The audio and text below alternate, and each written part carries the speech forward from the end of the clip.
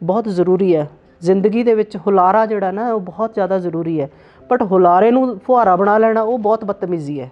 ਜਿਵੇਂ ਤੁਸੀਂ ਕਿਹਾ ਵੀ ਮੈਂ ਜਦੋਂ ਕੁਛ ਲਿਖਦੀ ਹਾਂ ਫਿਰ ਮੈਂ 4-5 ਦਿਨ ਗੁੰਮਸੁੰਮ ਹੋ ਜਾਂਦੀ ਹਾਂ, ਤਾਂ ਭਾਜੀ ਐਂ ਤਾਂ ਨਹੀਂ ਕਹਿੰਦੇ ਵੀ ਆਹ ਕੀ ਮਲਟੀਪਲ ਡਿਸਆਰਡਰ? ਨਹੀਂ, ਉਹ ਪਹਿਲਾਂ ਬੜੀ ਪ੍ਰੋਬਲਮ ਹੁੰਦੀ ਸੀ, ਅਤੇ ਉਹ ਪਹਿਲਾਂ ਮੈਨੂੰ ਸਮਝਾਉਣਾ ਵੀ ਬੜਾ ਔਖਾ ਲੱਗਦਾ ਸੀ। ਕਹਿੰਦੇ ਤਾਂ ਅਜੀਬ ਕੰਮ ਹੈ, ਤੇਰੇ ਵੱਸ ਦਾ ਕੰਮ ਨਹੀਂ, ਰਹਿਣ ਦੇ ਤੂੰ, ਹੈ ਨਾ। ਮੈਂ ਕਹਾਂ ਮੈਂ ਨਹੀਂ ਸੀ ਰੋਂਦੀ, ਮੈਂ ਵੀ ਰੋਂਦੀ ਸੀ। ਮੈਂ ਵੀ ਆਪਣੇ ਫਾਦਰ ਨੂੰ ਫੋਨ ਕਰਕੇ ਮੈਂ ਨਹੀਂ ਰਹਿਣਾ, ਮੈਂ ਤਾਂ ਆਉਣਾ, ਹੈ ਨਾ। ਲਾਈਕ ਅਸੀਂ ਤਾਂ ਵਧੀਆ ਹੈਗੇ ਹਾਂ, ਅਸੀਂ ਕਾਹਦੇ ਲਈ, ਬੱਚੇ ਆਪੇ ਦੇਖਣਗੇ ਆਪਣਾ, ਹੈ ਨਾ। ਉਹ ਵੀ ਬੰਦੇ ਨੂੰ ਘੱਟ ਨਹੀਂ ਮਾਰਦਾ, ਚਾਹੇ ਕੰਮ ਸੌਖਾ ਹੈ, ਪਰ ਉਹ ਜਿਹੜੀ ਫੀਲਿੰਗ ਆ ਤੁਹਾਨੂੰ ਕਰਦੀ ਤੰਗ। ਕਿਉਂਕਿ ਉੱਥੇ ਕੋਈ ਪੁੱਛਦਾ ਹੀ ਨਹੀਂ। ਰੁਪਿੰਦਰ, ਤੁਸੀਂ ਮੇਰੇ ਕੋਲ ਬੈਠੇ ਹੋ, ਮੈਂ ਤੁਹਾਨੂੰ ਨਹੀਂ ਪੁੱਛਣਾ ਵੀ ਤੁਸੀਂ ਕੀ ਜੋਬ ਕਰਦੇ ਹੋ। ਉਹ ਆ ਕੇ ਦੁਬਾਰਾ ਇੱਥੇ ਇਹ ਦਿਖਾਉਣ ਦੀ ਕੋਸ਼ਿਸ਼ ਕਰਦੇ ਵੀ ਉੱਥੇ ਜਾ ਕੇ ਤਾਂ ਜੀ ਅਸੀਂ ਬਹੁਤ ਖੁਸ਼ਹਾਲ ਹੋ ਗਏ। ਉਹ ਇਹ ਨਹੀਂ ਦੱਸਦੇ ਹੰਢਾ ਵੀ ਕੀ ਰਹੇ ਆ। ਤੁਸੀਂ 10 ਦਿਨ ਹੋਸਪਿਟਲ 'ਚ ਪਏ ਹੋ, ਤੁਹਾਨੂੰ ਕੋਈ ਸੰਭਾਲਣ ਵਾਲਾ ਨਹੀਂ ਹੁੰਦਾ ਉੱਥੇ, ਤੁਸੀਂ ਨਰਸਾਂ ਨੇ ਹੀ ਸਾਂਭਣਾ ਤੁਹਾਨੂੰ, ਤੁਸੀਂ ਮਰਨਾ ਵੀ ਓਲਡ ਏਜ ਹੋਮ 'ਚ ਹੈ। ਉਹ ਵੀ ਗੱਲ ਕਰੋ।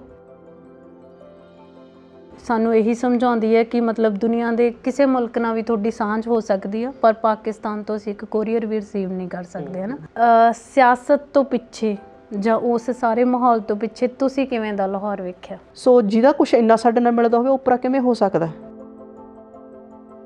ਵੱਡੇ ਹੋਣ ਲਈ ਉਮਰਾਂ ਲੱਗ ਜਾਂਦੀਆਂ ਨੇ, ਅਤੇ ਵੱਡੇ ਹੋਣ ਦੀ ਕੋਈ ਡੈਫੀਨੇਸ਼ਨ ਨਹੀਂ ਹੈ ਕਿ ਆਹ ਹੀ ਵੱਡਾ ਹੈ।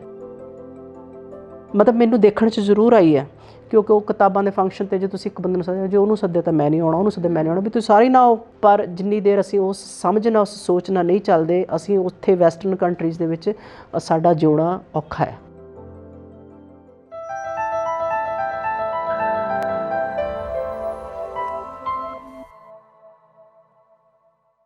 ਅਤੇ ਉਹਨਾਂ ਦੀ ਅਸੀਸ ਲੱਗ ਗਈ, ਮੈਨੂੰ ਇਨਾਮ ਮਿਲ ਗਿਆ। ਵੈਸੇ ਮੈਂ ਆਪਣੇ ਆਪ ਨੂੰ ਇੰਨੀ ਕਾਬਲ ਨਹੀਂ ਸਮਝਦੀ ਕਿ ਇੰਨੀ ਛੇਤੀ ਮੈਂ ਇੰਨੇ ਜੋਗੀ ਹੈਗੀ ਹਾਂ ਕਿ ਮੈਂ ਆਪਣੇ ਆਪ ਨੂੰ ਬਹੁਤ ਵੱਡੀ ਸਮਝਾਂ। ਮੈਂ ਜੇ ਸਿਖਾਂਦਰੂ ਹੀ ਹਾਂ। ਤੁਸੀਂ ਮੇਰੇ ਅਗਲੇ ਸਵਾਲ ਦਾ ਜਵਾਬ ਪਹਿਲਾਂ ਹੀ ਦੇਤਾ। ਅੱਜ ਪ੍ਰਵੇਜ਼ ਭੈਣ ਹੋਣਾ ਨੇ ਇੱਕ ਪੋਸਟ ਲਿਖੀ ਹੋਈ ਸੀਗੀ ਕਿ ਅਗਲੇ ਢਾਹਾਂ ਲਈ ਕਿਤਾਬਾਂ ਜਾ ਰਹੀਆਂ ਹੋਣਗੀਆਂ, ਹੈ ਨਾ। ਤਾਂ ਉਹਨਾਂ ਨੇ ਲਿਖਿਆ ਹੋਇਆ ਸੀਗਾ ਕਿ ਮੈਂ ਸੁਰਿੰਦਰ ਨੂੰ ਕਾਲ ਕੀਤੀ ਕਿ ਆਪਾਂ ਨੇਤਰ ਭੇਜੀਏ, ਅਤੇ ਇਸ ਵਾਰ ਮਤਲਬ ਉਹਨਾਂ ਦੀ ਕਿਤਾਬਾਂ ਵੀ ਜਿਹੜੀਆਂ ਨਵੀਆਂ ਆਈਆਂ, ਹੈ ਨਾ।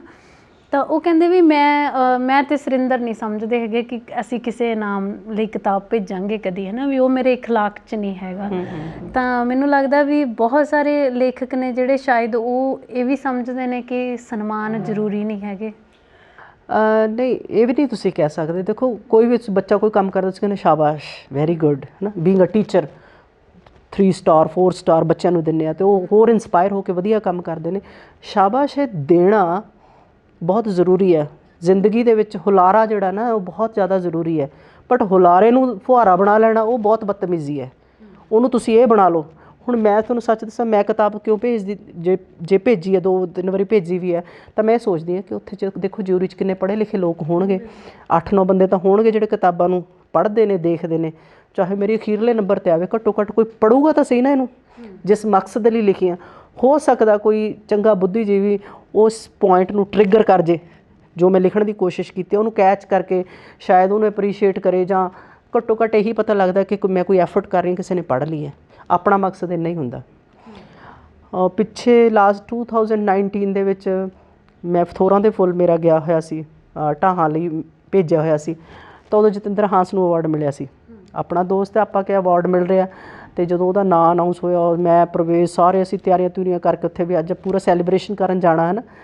ਤਾਂ ਉਹਨਾਂ ਨੇ ਸਕਰੀਨ ਦੇ ਉੱਤੇ ਪਹਿਲੇ ਜਿਹੜੇ 7 ਕਿ 8 ਜਿਹੜੇ ਟੌਪ ਸੀਗੇ ਉਹ ਦਿਖਾਏ, ਅਤੇ ਆਪਾਂ ਵੀ ਤਾੜੀਆਂ ਮਾਰੀਆਂ। ਉਹ 'ਚ ਬਹੁਤ ਜਾਣੇ ਜਾਣਦੇ ਸੀਗੇ, ਬਹੁਤ ਅੱਛਾ ਲੱਗਿਆ, ਹੈ ਨਾ। ਅਤੇ ਮਗਰੋਂ ਅਸੀਂ ਉਹਨਾਂ ਦੇ ਵੀਡੀਓਜ਼ ਵੀ ਬਣਾਈਆਂ, ਅਖਬਾਰਾਂ 'ਚ ਵੀ ਉਹਦੀਆਂ ਜਤਿੰਦਰ ਦੀਆਂ ਨਿਊਜ਼ ਮੈਂ ਲਿਖ ਸਾਰੇ ਕਿਤੇ ਭੇਜੀਆਂ। ਅਤੇ ਉਹ ਕਿਤੇ ਗੱਲ ਕਰਦੇ ਕਰਦੇ ਅਸੀਂ ਬੈਠੇ ਗਏ, ਅਤੇ ਉਹ ਗੱਲਾਂ ਕਰਦੇ ਕਰਦੇ, ਅਤੇ ਮੈਂ ਕਿਹਾ ਵੀ ਲੈ ਤੂੰ ਕਿੰਨਾ ਵੱਡਾ ਲੇਖਕ ਹੈ, ਵੀ ਆਪਣਾ ਤਾਂ ਸਾਡਾ ਤਾਂ ਪਹਿਲੇ 7-8 'ਚ ਵੀ ਨਹੀਂ ਆਇਆ। ਹਾਂਜੀ। ਉਹ ਹੱਸੀ ਜਾਵੇ, ਕਹਿੰਦੇ ਕਮਾਲ ਹੋ ਗਈ, ਕਹਿੰਦੇ ਕਿੰਨੇ ਆਰਾਮ ਨਾਲ, ਕਹਿੰਦੇ ਅੱਛਾ ਤੁਹਾਡਾ ਅਪਲਾਈ ਕੀਤਾ ਹੋਇਆ ਸੀ? ਮੈਂ ਕਿਹਾ ਆਹੋ ਕੀਤਾ ਹੋਇਆ ਸੀ। ਅਤੇ ਮੈਂ ਕਿਹਾ ਆਪਣਾ ਤਾਂ 8 'ਚ ਵੀ ਨਹੀਂ ਆਇਆ, ਕਿਤੇ ਵੀ ਨਹੀਂ ਆਇਆ। ਅਤੇ ਕਹਿੰਦੇ ਵੀ ਤੁਸੀਂ ਬੜੇ ਇਨਸਾਨ ਹੋ, ਕਹਿੰਦੇ ਤਾਂ ਲੋਕਾਂ ਨੂੰ ਇਸ ਤਰ੍ਹਾਂ ਹੋ ਜਾਂਦਾ ਹੈ ਕਿ ਅਸੀਂ ਵੀ ਅਪਲਾਈ ਕੀਤਾ ਅੰਦਰ ਹੀ ਹੋ ਜਾਂਦਾ। ਮੈਂ ਕਿਹਾ ਸਾਨੂੰ ਨਹੀਂ ਹੁੰਦਾ, ਅਸੀਂ ਤਾਂ ਸਿਰਫ ਤਾਂ ਜਾਂਦੇ ਹੁੰਦੇ ਹਾਂ ਕਿ ਲਿਖਤਾ ਭੇਜਤਾ, ਕੋਈ ਪੜ੍ਹੂਗਾ ਚਲੋ ਵਧੀਆ ਗੱਲ ਹੈ, ਅਤੇ ਬਾਕੀ ਜੇ ਕਿਸੇ ਨਾਲ ਦੇ ਨੂੰ ਮਿਲ ਜੇ ਤਾਂ ਫਿਰ ਆਪਾਂ ਤਾੜੀਆਂ ਮਾਰਨ ਚਲੇ ਜਾਈਏ। ਆਪਾਂ ਤਾਂ ਇੰਨੀ ਕੀ ਸੀਰੀਅਸ ਲਈਦਾ। ਪਰ ਜਿਹੜੇ ਮਾਨ ਸਨਮਾਨ ਹੈ ਇਹਨਾਂ ਨੂੰ ਜੇ ਤੁਹਾਨੂੰ ਜਾਇਜ਼ ਮਿਲਦੇ ਆ, ਕਿਉਂਕਿ ਤੁਹਾਡੀ ਜ਼ਮੀਰ ਨੂੰ ਤਾਂ ਪਤਾ ਨਾ, ਜੇ ਤੁਸੀਂ ਕੋਈ ਜੁਗਾੜ ਕਰਕੇ ਲੈ ਵੀ ਲੈਂਦੇ ਹੋ ਤਾਂ ਘੱਟੋ ਘੱਟ ਆਪਣੇ ਆਪ ਨੂੰ ਖੁਦ ਨੂੰ ਜਵਾਬ ਦਿਓ ਤੁਸੀਂ। ਉਹ ਜਦੋਂ ਪਿਓਰਿਟੀ ਆਫ ਮਾਈਂਡ ਨਹੀਂ ਨਾ ਰਹਿੰਦੀ ਹੈਗੀ, ਪਿਓਰਿਟੀ ਆਫ ਥਾਟ ਨਹੀਂ ਰਹਿੰਦੀ ਹੈਗੀ, ਉਹ ਤੁਹਾਡੀਆਂ ਲਿਖਤਾਂ ਦੇ ਵਿੱਚ ਲੋਕ ਵੀ ਭਾਂਪਣ ਲੱਗ ਜਾਂਦੇ ਆ, ਉਹ ਪਤਾ ਲੱਗਣ ਲੱਗ ਜਾਂਦਾ। ਔਰ ਬੰਦੇ ਨੂੰ, ਲੇਖਕ ਨੂੰ ਮੇਰੇ ਹਿਸਾਬ ਨਾਲ ਇੱਕ ਆਪਣਾ ਕਿਰਦਾਰ ਸੈੱਟ ਕਰਨਾ ਚਾਹੀਦਾ, ਆਪਣਾ ਟਰੈਂਡ, ਆਪਦੀ ਸ਼ੈਲੀ। ਕਿ ਹੁਣ ਮੈਂ ਕੱਲ੍ਹ ਨੂੰ ਤੁਹਾਨੂੰ ਪੜ੍ਹਾਂ ਕਹਾਂ ਵੀ ਇਹ ਤਾਂ ਰੁਪਿੰਦਰ ਦੀ ਲੱਗਦੀ ਗੱਲਬਾਤ ਹੈ ਨਾ, ਅਤੇ ਮੈਨੂੰ ਮੇਰੇ ਜਿਹੜੇ ਪਾਠਕ ਨੇ ਨਾ ਉਹ ਮੇਰੀ ਸ਼ੈਲੀ ਤੋਂ ਪਹਿਚਾਣਦੇ। ਮੇਰੇ ਲਈ ਇਸ ਤੋਂ ਵੱਡਾ ਕੋਈ ਨਾ ਇਨਾਮ ਹੈ, ਨਾ ਕੋਈ ਸਕਸੈਸ ਹੈ, ਅਤੇ ਨਾ ਹੀ ਮੇਰੀ ਕੋਈ ਬਹੁਤੀ ਤਮੰਨਾ ਹੈਗੀ ਹੈ। ਬਹੁਤ ਜਣਿਆਂ ਨੂੰ ਪਤਾ ਲੱਗ ਜਾਂਦਾ ਕਿ ਚਾਹੇ ਨਾਮ ਹੀ ਨਾ ਥੱਲੇ ਲਿਖਿਆ ਹੋਵੇ, ਉਹਨਾਂ ਨੂੰ ਪਤਾ ਹੁੰਦਾ ਹਰਕੀਰਤ ਨੇ ਲਿਖਿਆ। ਸੋ ਇਹ ਬਹੁਤ ਵਧੀਆ ਲੱਗਦਾ।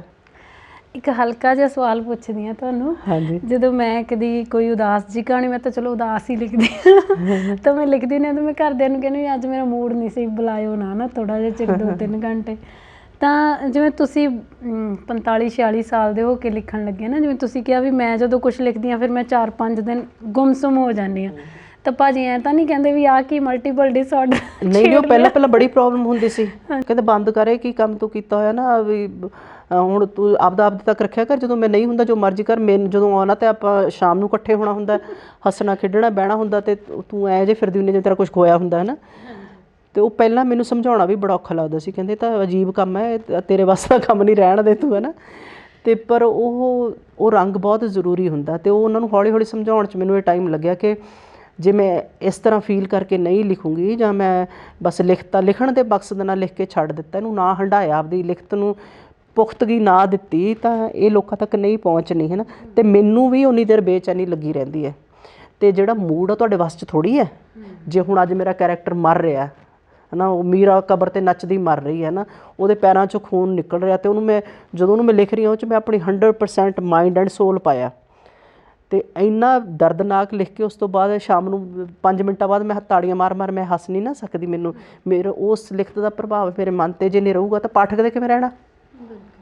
ਸੋ ਉਹਨੂੰ ਜਿੰਨਾ ਤੁਸੀਂ ਦੇਣਾ, ਉਹਨੂੰ ਪਹਿਲਾਂ ਉਹਦੇ 'ਚ ਪਾਉਣਾ ਪੈਂਦਾ ਆਪਣਾ ਆਪ। ਅਤੇ ਇਹ ਮੈਨੂੰ ਪਹਿਲਾਂ ਆਉਂਦੀ ਸੀ ਪ੍ਰੋਬਲਮ, ਪਰ ਮੈਂ ਹੁਣ ਉਹ ਸਮਝ ਗਈ, ਹੁਣ ਤਾਂ ਕਈ ਸਾਲ ਹੋ ਗਏ। ਮੈਂ ਕਹਿ ਦਿੰਦੀ ਅੱਜ ਮੈਂ ਥੋੜ੍ਹਾ ਜਿਹਾ ਲਿਖਿਆ ਇਸ ਤਰ੍ਹਾਂ ਦਾ, ਤਾਂ ਮੇਰਾ ਉਹ ਵੀ ਆਪਣਾ ਅੰਦਾਜ਼ਾ ਜਿਹਾ ਲਾ ਜਾਂਦੇ ਨੇ ਵੀ ਠੀਕ ਹੈ ਨਾ।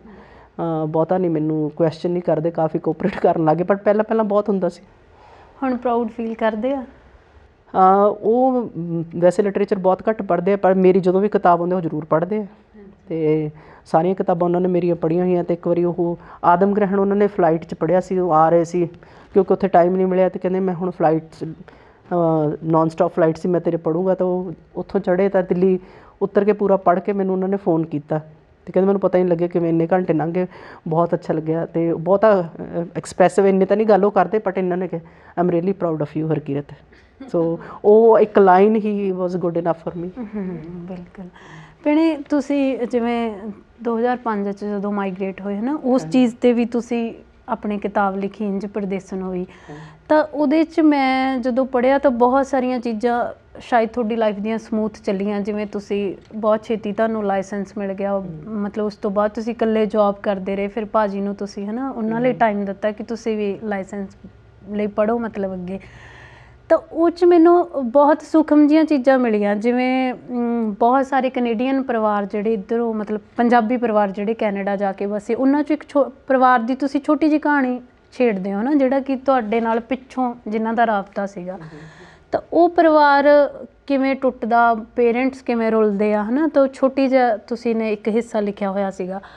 ਤੁਸੀਂ ਵੀ ਇੱਕ ਖੁਸ਼ਹਾਲ ਪਰਿਵਾਰ ਸੀਗਾ, ਵਧੀਆ ਤੁਹਾਡੀਆਂ ਜੋਬ ਸੀਗੀਆਂ, ਤੁਸੀਂ ਮਾਈਗ੍ਰੇਟ ਹੋਏ, ਤਾਂ ਤੁਸੀਂ ਮਤਲਬ ਉੱਧਰ ਜਾ ਕੇ ਜੋ ਅਸੀਂ ਹਾਲਾਤ ਦੇਖਦੇ ਹਾਂ ਪਰਿਵਾਰਾਂ ਦੇ, ਕਿ ਸੁਖਾਵੀਂ ਜ਼ਿੰਦਗੀ ਨਾਲੋਂ ਕਈ ਵਾਰੀ ਔਖੀ ਜ਼ਿੰਦਗੀ ਜ਼ਿਆਦਾ ਗੁਜ਼ਰਦੀ ਆ, ਬਹੁਤ ਔਖੀ ਹੈ।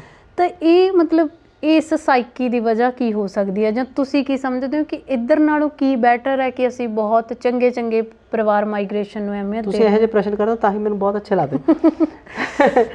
ਇਹ ਅਸੀਂ ਨਾ ਰੁਪਿੰਦਰ, ਸਾਡੀ ਮੈਂਟੈਲਿਟੀ ਹੈ, ਸਾਡੇ ਕਲਚਰ ਦਾ ਹਿੱਸਾ ਹੈਗਾ ਕਿ ਜਦੋਂ ਤੋਂ ਅਸੀਂ ਗ੍ਰਸਤ ਜੀਵਨ 'ਚ ਪੈ ਜਾਂਦੇ ਹਾਂ, ਬੱਚੇ ਪੈਦਾ ਕਰ ਲੈਂਦੇ ਹਾਂ, ਅਸੀਂ ਆਪਣਾ ਜਿਉਣਾ ਛੱਡ ਕੇ ਬੱਚਿਆਂ ਲਈ ਜਿਉਣ ਲੱਗ ਜਾਂਦੇ ਹਾਂ।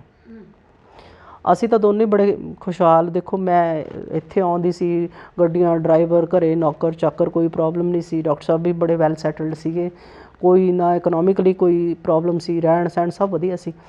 ਬਟ ਉਹ ਤੁਹਾਨੂੰ ਫਿਰ ਜਦੋਂ ਤੁਸੀਂ ਐਜੂਕੇਸ਼ਨ ਫੀਲਡ ਸੀ, ਮੈਂ ਕੰਪੀਟੀਸ਼ਨ ਦੇਖਦੀ ਸੀ ਬੱਚਿਆਂ ਨੂੰ। ਫਿਰ ਅੱਛਾ ਜੇ ਜਿਹੜੇ ਪੜ੍ਹ ਵੀ ਜਾਂਦੇ ਸੀ, ਜਿਸ ਤਰ੍ਹਾਂ ਹੁਣ ਮੇਰਾ ਆਪਣੇ ਬ੍ਰਦਰ ਸਿਸਟਰ ਦੋਨੋਂ ਹੀ ਡਾਕਟਰ ਹੈਗੇ ਆ, ਅਤੇ ਉਹਨਾਂ ਨੂੰ ਈਵਨ ਡਿਗਰੀਆਂ ਕਰਕੇ ਮੈਂ ਸਟਰਗਲ ਕਰਦੇ ਦੇਖਦੀ ਸੀ ਨਾ, ਕਿਸੇ ਚੰਗੇ ਜੋਬਸ ਜਾਣਾ, ਗਵਰਨਮੈਂਟ ਜੋਬ ਲਈ ਅਪਲਾਈ ਕਰਨਾ, ਚੰਗੇ ਹੋਸਪਿਟਲ, ਚੰਗੇ ਪੈਕੇਜਸ ਲੈਣੇ। ਤੇ ਉਹ ਸਾਰੀਆਂ ਚੀਜ਼ਾਂ ਦੇਖ ਕੇ ਮੈਨੂੰ ਲੱਗਦਾ ਸੀ ਕਿ ਜੇ ਪੜ੍ਹ ਵੀ ਜਾਂਦੇ ਆ ਬਹੁਤ ਕੁਝ ਕਰ ਵੀ ਲੈਂਦੇ ਆ, not only from economical point of view, ਜਿਹੜੀ ਲਿਵਿੰਗ ਹੈ ਨਾ ਉਹ ਵੀ ਕੁਝ ਚੰਗੀ ਹੋਣੀ ਚਾਹੀਦੀ ਹੈ, ਜਿਹਦੇ 'ਚ ਇਖਲਾਕ ਵੀ ਆ ਜਾਂਦਾ, ਤੁਹਾਡਾ ਸਿਸਟਮ ਵੀ ਆ ਜਾਂਦਾ ਹੈ ਨਾ। ਉਹ ਸਾਰੀਆਂ ਚੀਜ਼ਾਂ 'ਚ ਇੱਥੇ ਇਨਸਾਨ ਨੂੰ ਸਟਰਗਲ ਕਰਨਾ ਪੈਂਦਾ। ਇੱਥੇ ਤਾਂ ਤੁਸੀਂ ਬਿਜਲੀ ਦਾ ਕਨੈਕਸ਼ਨ ਲੈਣਾ, ਤੁਸੀਂ ਗੈਸ ਦੇ ਸਿਲੰਡਰ ਲੈਣੇ ਨੇ, ਹਰ ਜਗ੍ਹਾ ਤੁਹਾਨੂੰ ਅਪਰੋਚ, ਹਰ ਜਗ੍ਹਾ ਤੁਹਾਨੂੰ ਕਿਤੇ ਨਾ ਕਿਤੇ ਜਾ ਕੇ ਮਤਲਬ ਦਫ਼ਤਰਾਂ ਦੇ ਵਿੱਚ ਵੀ ਤੁਹਾਨੂੰ ਪੈਸਾ ਟਕਾ ਦੇ ਕੇ ਕੰਮ ਹੁੰਦਾ ਸੀ। ਤਾਂ ਸਿਸਟਮ ਤੋਂ ਮੈਂ ਥੋੜ੍ਹੀ ਜਿਹੀ ਫੈਡਅਪ ਜ਼ਰੂਰ ਹੋਈ ਸੀ। ਮੈਨੂੰ ਲੱਗਦਾ ਸੀ ਕਿ ਅਸੀਂ ਤਾਂ ਇੰਨੇ ਕੁ ਸਮਾਰਟ ਹੈਗੇ ਹਾਂ ਅਸੀਂ, ਕਿਉਂਕਿ ਬਹੁਤ ਸਟਰਗਲ ਕਰਕੇ ਆਪਣੀ ਸੈਲਫ ਮੇਡ ਅਸੀਂ ਦੋਨੋਂ ਹੀ, ਠੀਕ ਹੈ ਨਾ, ਕਿ ਅਸੀਂ ਆਪਣੇ ਆਪ ਨੂੰ ਖੁਦ ਸਟੈਬਲਿਸ਼ ਕੀਤਾ। ਤੇ ਪਰ ਜਿਹੜੀ ਸਾਡੀ ਨੈਕਸਟ ਜਨਰੇਸ਼ਨ ਉਹਨੂੰ ਬਣਿਆ ਬਣਾਇਆ ਮਿਲਣਾ, ਉਹਨਾਂ ਨੇ ਇੰਨੀ ਐਫਰਟ ਨਹੀਂ ਕਰ ਪਾਉਣੀ ਕਿ ਉਹ ਫਿੱਟ ਕਰਨੇ। ਮੈਂ ਇਹ ਵੀ ਨਹੀਂ ਕਹਿੰਦੀ ਕਿ ਮੈਨੂੰ ਉਹਨਾਂ 'ਚ ਯਕੀਨ ਨਹੀਂ ਸੀ, ਪਰ ਆਊਟ ਆਫ ਕੇਅਰ ਕਹਿ ਲਓ ਤੁਸੀਂ, ਕਿ ਆਪਾਂ ਚਾਹੁੰਦੇ ਕਿ ਸਾਡੇ ਬੱਚਿਆਂ ਲਈ ਥੋੜ੍ਹਾ ਚੰਗਾ ਭਵਿੱਖ ਹੋਵੇ, ਸੌਖਾ ਹੋਵੇ, ਉਹਦੇ 'ਚ ਕੋਈ ਅਡਲਟਰੇਸ਼ਨ ਨਾ ਹੋਵੇ ਉਹਨਾਂ ਦੇ ਥੋਟ 'ਚ, ਮਾਈਂਡ 'ਚ, ਹੈ ਨਾ, ਕਿ ਚੰਗੇ ਨੀਟ ਐਂਡ ਕਲੀਨ ਸਿਸਟਮ 'ਚ ਜਾਣ। ਸੋ ਮੈਂ ਸਿਸਟਮ ਨੂੰ ਜ਼ਿਆਦਾ ਇਸ ਲਈ ਜ਼ਿੰਮੇਵਾਰ ਸਮਝਦੀ ਹਾਂ। ਪੜ੍ਹਾਈ ਤਾਂ ਇੱਥੇ ਮੈਨੂੰ ਜ਼ਿਆਦਾ ਚੰਗੀ ਲੱਗਦੀ ਸੀ, ਕਿਉਂਕਿ ਜਦੋਂ ਮੈਂ ਉੱਥੇ ਵੀ ਜਾ ਕੇ ਐਜੂਕੇਸ਼ਨ ਸਿਸਟਮ ਦੇ ਵਿੱਚ ਪਈ ਹਾਂ, ਬੱਚਿਆਂ ਨੂੰ ਕੁਛ ਵੀ ਨਹੀਂ ਸੀ ਆਉਂਦਾ ਹੁੰਦਾ। ਹਾਲਾਂਕਿ ਮੈਂ ਕੰਪੇਅਰ ਕਰਨਾ ਕਿ ਤੁਸੀਂ ਜੇ ਜਾ ਕੇ ਸਾਡੇ ਬੱਚਿਆਂ ਤੋਂ ਤੁਸੀਂ ਉੱਥੇ ਈਵਨ ਟੇਬਲਸ ਹੀ ਸੁਣੋ ਤਾਂ ਤੋਤੇ ਵਾਂਗੂ ਬੋਲਦੇ ਆ, ਤੁਸੀਂ ਕੈਲਕੂਲੇਟਰ, ਹੈ ਨਾ, ਅਤੇ ਤੁਹਾਨੂੰ ਕੁਛ ਵੀ ਨਹੀਂ ਆਉਂਦਾ ਹੈ, ਬਹੁਤ ਤੁਹਾਨੂੰ ਮਿਹਨਤ ਦੀ ਲੋੜ ਹੈਗੀ ਹੈ। ਸਾਡੇ ਬੱਚੇ ਬੜੇ ਸਮਾਰਟ ਨੇ ਇੱਥੇ, ਬਹੁਤ ਮਿਹਨਤੀ ਵੀ ਹੈਗੇ ਨੇ, ਪਰ ਐਜੂਕੇਸ਼ਨ ਸਿਸਟਮ 'ਚ ਬਹੁਤ ਕਮੀਆਂ ਹੈਗੀਆਂ। ਮੈਨੂੰ ਉਹ ਵੀ ਪਸੰਦ ਨਹੀਂ ਸੀ ਕਿ ਅਸੀਂ ਇੱਕ ਤੋਤੇ ਪੈਦਾ ਕਰ ਰਹੇ ਹਾਂ, ਰੱਟੇ ਤੋਤੇ ਪੈਦਾ ਕਰ ਰਹੇ ਹਾਂ। ਇਹਨਾਂ ਨੂੰ ਕਰੰਟ ਜਿਹੜੀਆਂ ਸਿਚੁਏਸ਼ਨਸ ਨੇ ਵਰਲਡ ਦੀ, ਪੋਲੀਟਿਕਸ ਆ ਉਹਦੀ ਸਮਝ ਨਹੀਂ ਹੈ, ਗਲੋਬਲੀ ਇਹਨਾਂ ਨੂੰ ਕੋਈ ਇਨਫੋਰਮੇਸ਼ਨ ਨਹੀਂ ਹੁੰਦੀ, ਸਿਰਫ ਕਿਤਾਬਾਂ ਤੱਕ ਸੀਮਤ ਨੇ ਇਹ ਬੱਚੇ, ਹੈ ਨਾ। ਅਤੇ ਅਸੀਂ ਇਹਨਾਂ ਨੂੰ ਕੀ ਪੈਦਾ ਕਰਾਂ? ਕਿਤਾਬਾਂ ਦਾ ਤਾਂ ਕਰੀਕੁਲਮ 10 ਸਾਲਾਂ ਨੂੰ ਬਦਲ ਜਾਏਗਾ। ਹੁਣ ਟੈਕਨੋਲੋਜੀ ਹੈ, ਤੁਸੀਂ ਕੰਪਿਊਟਰ ਦੀ ਕਿਤਾਬ 10 ਸਾਲਾਂ ਨੂੰ ਆਹ ਕਿਤਾਬ ਥੋੜ੍ਹੀ ਹੋਣੀ ਹੈ, ਉਹ ਨਵੇਂ ਐਪਸ, ਨਵੇਂ ਸਾਰਾ ਕੁਛ ਹੋਣਾ, ਹੈ ਨਾ। ਅਤੇ ਇਹਨਾਂ ਨੇ ਆਊਟਡੇਟਡ ਹੋ ਜਾਣਾ ਬੱਚਿਆਂ ਨੇ। ਅਤੇ ਸਰਵਾਈਵ ਤਾਂ ਉਹੀ ਕਰਦੇ ਆ ਕਿ ਜਿਹੜੇ ਸਮੇਂ ਦੇ ਨਾਲ ਚੱਲਦੇ ਆ। ਉੱਥੋਂ ਦੇ ਐਜੂਕੇਸ਼ਨ ਸਿਸਟਮ ਦਾ ਥੋੜ੍ਹੀ ਦੇਰ ਜਾ ਕੇ ਜਦੋਂ ਮੈਨੂੰ ਇਹ ਪਤਾ ਲੱਗਿਆ ਸੀ ਕਿ ਬੱਚਿਆਂ ਨੂੰ 8ਵੀਂ 9ਵੀਂ ਤੱਕ ਤਾਂ ਉਹ ਕੋਈ ਸਿਲੇਬਸ ਦੀ ਕਿਤਾਬ ਨਹੀਂ। ਮੈਂ ਵੀ ਪੜ੍ਹਾਉਂਦੀ ਸੀ ਜਾ ਕੇ, ਜਿਹੜੀ ਚੀਜ਼ ਮੈਨੂੰ ਨਹੀਂ ਸੀ ਨਾ ਪਤਾ ਹੁੰਦੀ, ਮੈਂ ਤੁਹਾਨੂੰ ਸੱਚ ਦੱਸਾਂ, ਮੈਂ ਬਹੁਤ ਵਾਰੀ ਇੰਟਰਵਿਊਜ਼ 'ਚ ਵੀ ਕਹਿੰਦੀ ਹਾਂ ਕਿ ਜਿਹੜੀ ਚੀਜ਼ ਮੈਨੂੰ ਨਹੀਂ ਸੀ ਨਾ ਪਤਾ ਹੁੰਦੀ, ਮੈਂ ਬੱਚਿਆਂ ਨੂੰ ਲਿਖਣ ਨੂੰ ਕਹਿ ਦਿੰਦੀ ਸੀ ਕਿ ਚਲੋ ਅੱਜ ਆਪਣਾ today's R topic is Valentine day, ਚਲੋ, ਹੈ ਨਾ, this is just an example, ਹੈ ਨਾ, ਕਿ ਅੱਜ ਆਪਾਂ ਇਹਦੇ 'ਤੇ ਲਿਖਣਾ, ਜਾਂ ਕੋਈ ਉੱਥੋਂ ਦਾ ਕੋਈ ਫੈਸਟੀਵਲ ਹੋਣਾ ਉਹਦੇ 'ਤੇ ਗੱਲ ਕਰਨੀ ਹੈ। ਤਾਂ ਉਹ ਬੱਚਿਆਂ ਤੋਂ ਤੁਸੀਂ ਬਹੁਤ ਕੁਝ ਸਿੱਖਦੇ ਹੋ, ਕਿਉਂਕਿ ਉਹ ਨਵਾਂ ਸੀ ਮੇਰੇ ਲਈ, ਨਵਾਂ ਕਲਚਰ ਸੀ, ਅਤੇ ਉਹਨਾਂ ਦੀ ਰਾਈਟਿੰਗ ਸਕਿੱਲ ਇੰਪਰੂਵ ਕਰਨੀ ਸੀ, ਉਹ ਮੇਰੀ ਜ਼ਿੰਮੇਵਾਰੀ ਸੀ। ਲੇਕਿਨ ਉਹਨਾਂ ਤੋਂ ਇਨਫੋਰਮੇਸ਼ਨ ਲੈਣਾ, ਉਸ ਲਾਈਫ ਸਟਾਈਲ ਦੇ ਵਿੱਚ ਰਹਿਣਾ ਸਿੱਖਣਾ, ਤਾਂ ਉਹ ਮੈਨੂੰ ਇਹ ਲੱਗਦਾ ਹੁੰਦਾ ਸੀ ਕਿ ਇਹ ਤਾਂ ਜਿੰਨਾ ਮੈਂ ਇਹਨਾਂ ਨੂੰ ਪੜ੍ਹਾਉਂਦੀ ਇੰਨਾ ਹੀ ਇਹ ਮੈਨੂੰ ਪੜ੍ਹਾ ਰਹੇ ਨੇ। ਕਈ ਵਾਰੀ ਇਵਨ ਐਕਸੈਂਟ ਦਾ ਫਰਕ ਹੁੰਦਾ, ਮੈਂ ਪੜ੍ਹਾਉਣਾ ਨਾ, ਜਿਵੇਂ ਹੁਣ no sister we don't pronounce it like this, ਹੈ ਨਾ, say it this way, ਹੈ ਨਾ, ਅਤੇ ਮੈਂ ਸ਼ਰਮ ਵੀ ਨਹੀਂ ਸੀ ਮਹਿਸੂਸ ਕਰਦੀ। ਮੈਂ ਕਹਿੰਦਾ no we follow British accent, we pronounce like this, ਹੈ ਨਾ। ਤਾਂ ਉਹ, ਅਤੇ ਮੈਂ ਉਹਨਾਂ ਦੀ ਗ੍ਰੈਜੂਏਸ਼ਨ ਸੈਰੇਮਨੀ 'ਚ ਵੀ ਕਿਹਾ ਕਿ it was a both way teaching. ਮੈਂ ਵੀ ਇਹਨਾਂ ਤੋਂ ਸਿੱਖਿਆ ਅਤੇ ਇਹਨਾਂ ਨੇ ਮੇਰੇ ਤੋਂ ਸਿੱਖਿਆ। ਉਸ ਉੱਥੋਂ ਦੇ ਐਜੂਕੇਸ਼ਨ ਸਿਸਟਮ ਤੋਂ ਮੈਂ ਇੰਪਰੈਸ ਸੀ। ਉੱਥੋਂ ਦੇ ਜਿਹੜਾ ਟੋਟਲ ਸਿਸਟਮ ਹੈ ਸੁਸਾਇਟੀ ਦਾ, ਕੰਮ ਕਰਨ ਦਾ, ਲਾਈਫ ਸਟਾਈਲ, ਉਹ ਕੰਪੈਰੇਟਿਵਲੀ ਈਜ਼ੀ ਆ, ਹਾਲਾਂਕਿ ਕੰਮ ਬਹੁਤ ਕਰਨਾ ਪੈਂਦਾ। ਇੱਥੇ ਤਾਂ ਕਦੇ ਇੱਦਾਂ ਨਹੀਂ ਸੀ ਹੋਇਆ ਕਿ ਬਿਨਾਂ ਸਰਵੈਂਟ ਤੋਂ ਤੁਸੀਂ ਕਦੇ 4 ਦਿਨ ਵੀ ਇਕੱਠੇ ਹੋਣ, ਹੈ ਨਾ, ਕਿਚਨ 'ਚ ਵੀ ਤੁਹਾਨੂੰ ਲੋੜ ਆ, ਸਫਾਈ ਵਾਲੀ ਨੇ ਵੀ ਆਉਣਾ, ਉੱਥੇ ਤੁਸੀਂ ਸਾਰਾ ਕੁਛ ਆਪ ਕਰਨਾ ਹੈ ਨਾ। ਉਹ ਚੀਜ਼ਾਂ ਜਿੱਥੇ ਔਖੀਆਂ ਵੀ ਲੱਗੀਆਂ, ਉੱਥੇ ਉਹ ਤੁਹਾਨੂੰ ਐਕਟਿਵ ਵੀ ਰੱਖਦੀਆਂ ਨੇ, ਉਹਦੇ ਪਲੱਸ ਪੁਆਇੰਟਸ ਵੀ ਬਹੁਤ ਹੈਗੇ ਨੇ। ਉੱਥੋਂ ਦੇ ਲੋਕਾਂ ਦੀ ਜਿਹੜੀ ਐਵਰੇਜ ਏਜ ਜ਼ਿਆਦਾ, ਉੱਥੋਂ ਦੇ ਲੋਕ ਐਕਟਿਵ ਜ਼ਿਆਦਾ ਨੇ, ਉਸ ਏਜ ਬਹੁਤ ਸਲੋ ਡਾਊਨ ਨਹੀਂ ਕਰਦੇ, ਹੈ ਨਾ, ਏਜਿੰਗ ਨਹੀਂ ਬਹੁਤੀ ਫਾਸਟ ਹੁੰਦੀ ਉੱਥੇ। ਸੋ ਫਿਰ ਹਵਾ ਸਾਫ਼, ਪਾਣੀ ਸਾਫ਼, ਹੈ ਨਾ, ਖਾਣੇ ਦੀ ਅਡਲਟਰੇਸ਼ਨ ਨਹੀਂ ਹੈਗੀ। ਸੋ ਇਹ ਚੀਜ਼ਾਂ ਦੇਖ ਕੇ ਫਿਰ ਤੁਸੀਂ ਟੋਟਲ ਜਦੋਂ ਉਹਨੂੰ ਇਵੈਲੂਏਟ ਕਰਦੇ ਹੋ, ਫਿਰ ਮੈਂ ਡਿਸਾਈਡ ਕੀਤਾ ਕਿ ਨਹੀਂ, ਜ਼ਿੰਦਗੀ ਦੇ ਲਈ ਜਿਹੜੀਆਂ ਮੇਨ, ਜਿਹੜੀਆਂ ਇੰਪੋਰਟੈਂਟ ਪ੍ਰਾਈਮ ਚੀਜ਼ਾਂ ਹੈਗੀਆਂ ਨੇ, ਉਹਨਾਂ ਦਾ ਹੋਣਾ ਬਹੁਤ ਜ਼ਰੂਰੀ ਹੈ। ਲਾਈਫ ਕਰੀਅਰ ਤਾਂ ਤੁਸੀਂ ਫਿਰ ਵੀ ਚਲੋ ਬੰਦਾ ਪਿੱਛੇ ਰੱਖ ਕੇ ਚੱਲਦਾ, ਹੈ ਨਾ, ਜੇ ਜਹਾਨ ਹੈ ਤਾਂ ਜਹਾਨ ਹੈ। ਸੋ ਉੱਥੋਂ ਦੀ ਜ਼ਿੰਦਗੀ ਕੰਪੈਰੇਟਿਵਲੀ ਚੰਗੀ ਹੈ, ਬਟ ਲੋਨਲੀਨੈਸ ਅਤੇ ਸਟਰੈਸ ਲੋਕਾਂ 'ਚ ਬਹੁਤ ਹੈਗਾ। ਇਹ ਦੂਜਾ ਇਹ ਹੋ ਜਾਂਦਾ ਕਿ ਤੁਸੀਂ ਛੱਡ ਕੇ ਜਾਂਦੇ ਹੋ, ਜਿਹੜਾ ਬੂਟਾ ਉਸੇ ਮਿੱਟੀ ਦੇ ਵਿੱਚ ਹੀ ਵੱਧਦਾ ਫੁੱਲਦਾ, ਜੜ ਪੱਟ ਕੇ ਦੂਜੇ ਥਾਂ ਲਾਓ, ਟਾਈਮ ਤਾਂ ਲੱਗਦਾ ਹੀ ਹੈ। ਉਹ ਚੀਜ਼ਾਂ ਔਖੀਆਂ ਲੱਗਦੀਆਂ ਨੇ। ਫਿਰ ਤੁਹਾਡੀ ਐਜੂਕੇਸ਼ਨ ਸਾਰੀ ਜਿਹੜੀ ਹੋ ਜਾਂਦੀ ਹੈ, ਤੁਸੀਂ ਰੀਇਵੈਲੂਏਟ ਕਰਾਉਂਦੇ ਹੋ, ਫਿਰ ਹੌਲੀ ਹੌਲੀ ਸਿੱਖਦੇ ਹੋ, ਸਿਸਟਮ 'ਚ ਐਂਟਰ ਕਰਦੇ ਹੋ, ਫਿਰ ਕਿਤੇ ਖੜ੍ਹੇ ਹੁੰਦੇ ਹੋ ਜਾ ਕੇ, ਫਿਰ ਲੋੜਾਂ ਸ਼ੁਰੂ ਹੋ ਜਾਂਦੀਆਂ ਨੇ, ਘਰ ਬਣਾਓ ਜੀ, ਗੱਡੀਆਂ ਲਓ ਜੀ, ਉਹ ਕਰੋ, ਹੈ ਨਾ, ਅਤੇ ਮੌਰਗੇਜਸ ਚੱਕਦੇ ਆ ਲੋਕ। ਕਿੰਨਾ ਇੱਥੇ ਸਿਸਟਮ ਹੈ ਨਹੀਂ, ਇੱਥੇ ਤਾਂ ਆਪਾਂ ਇੱਕ ਪੈਸੇ ਦਾ ਕਦੇ ਕਰਜ਼ਾ ਨਹੀਂ ਚੱਕਿਆ ਹੁੰਦਾ। ਉੱਥੇ ਹਰ ਚੀਜ਼ ਤੁਹਾਡਾ ਫੋਨ ਤੋਂ ਲੈ ਕੇ, ਫੋਨ ਵੀ ਕਿਸ਼ਤਾਂ 'ਤੇ ਤੁਸੀਂ ਤੁਹਾਡਾ ਪੇ ਕਰਨਾ ਤੁਸੀਂ ਐਵਰੀ ਮੰਥ, ਹੈ ਨਾ। ਤੇ ਉਹ ਜਿਹੜਾ ਮਾਈਂਡ ਸੈੱਟ ਆ ਨਾ ਉਹ ਬਹੁਤ ਟਾਈਮ ਲੈਂਦਾ ਤੁਹਾਨੂੰ। ਤੇ ਉਸ ਮਾਈਂਡ ਸੈੱਟ 'ਚ ਜੇ ਤਾਂ ਤੁਸੀਂ ਡਿਟਰਮਿਨਡ ਰਹਿ ਜਾਂਦੇ ਹੋ ਫਿਰ ਤਾਂ ਤੁਸੀਂ ਵਧੀਆ ਰਹਿੰਦੇ ਹੋ, ਰਾਈਜ਼ ਕਰ ਜਾਂਦੇ ਹੋ। ਬਹੁਤ ਲੋਕ ਮੈਂ ਡਿਮੋਰਲਾਈਜ਼ਡ ਹੋਏ ਦੇਖੇ ਨੇ, ਬੜੇ ਲੋਕ ਨੇ ਮੇਰੀ ਯੂਨੀਵਰਸਿਟੀ ਤੋਂ PhD ਕੀਤੀਆਂ ਹੋਈਆਂ, ਉੱਥੇ ਜਾ ਕੇ ਕਿਤੇ ਪੈਰ ਨਹੀਂ ਲੱਗੇ ਹੈ ਨਾ, ਅਤੇ ਉਹਨਾਂ ਨੇ ਉਹੀ ਲੇਬਰ ਕਰਨੀ, ਜਿਵੇਂ ਯਾਦ ਹੀ ਨਹੀਂ ਵੀ ਕੁਛ ਪੜ੍ਹੇ ਨੇ, ਉਹ ਮਨਫੀ ਹੋ ਗਈ ਸਾਰੀ ਨਾ ਲਾਈਫ ਹੀ ਉਹਨਾਂ ਦੇ ਵਿੱਚੋਂ। ਸੋ ਇਹੋ ਜਿਹਾ ਕੁਛ ਵੀ ਹੁੰਦਾ। ਅਤੇ ਮੇਰੇ ਲਈ ਜੇ ਤੁਸੀਂ ਗੱਲ ਕਰੋ, ਮੇਰੇ ਲਈ ਇੱਕ ਟ੍ਰਿਗਰ ਪੁਆਇੰਟ ਸੀਗਾ ਕਿ ਜਦ ਮੈਂ ਜਾਣ ਲੱਗੀ ਸੀ ਇੱਥੋਂ ਤਾਂ ਮੈਨੂੰ ਕਿਸੇ ਨੇ ਕਹਿ ਤਾ ਸੀ, ਅੱਛਾ ਤੁਸੀਂ, ਮੈਂ ਕਿਹਾ ਮੈਂ ਟੀਚਿੰਗ ਦਾ ਅਪਲਾਈ ਕਰ ਰਹੀ ਸੀ, ਪੇਪਰ ਤਿਆਰ ਕਰ ਰਹੀ ਸੀ, ਕਹਿੰਦੇ ਉੱਥੇ ਤਾਂ ਡਿਗਰੀਆਂ ਝੋਲੇ 'ਚ ਪਾ ਕੇ ਰੱਖ ਦਿਓ, ਮਤਲਬ ਹੀ ਨਹੀਂ ਕਿ ਤੁਸੀਂ ਕੁਛ ਕਰ ਸਕੋ, ਕਿਉਂਕਿ ਉਹਨਾਂ ਨੇ ਤਾਂ ਆਪਣੇ ਹਿਸਾਬ ਨਾਲ ਉਹ ਕਰਨਾ। ਉਹ ਜੇ ਅੰਦਰ ਬੰਦੇ ਦੇ ਨਹੀਂ ਲੱਗ ਜਾਂਦੀ ਚਿਣਕ ਕਿ ਹੁਣ ਤਾਂ ਕਰਕੇ ਦਿਖਾਉਣਾ ਹੈ ਨਾ, ਜਿੱਦ ਜੀ ਪੈ ਜਾਂਦੀ ਹੈ।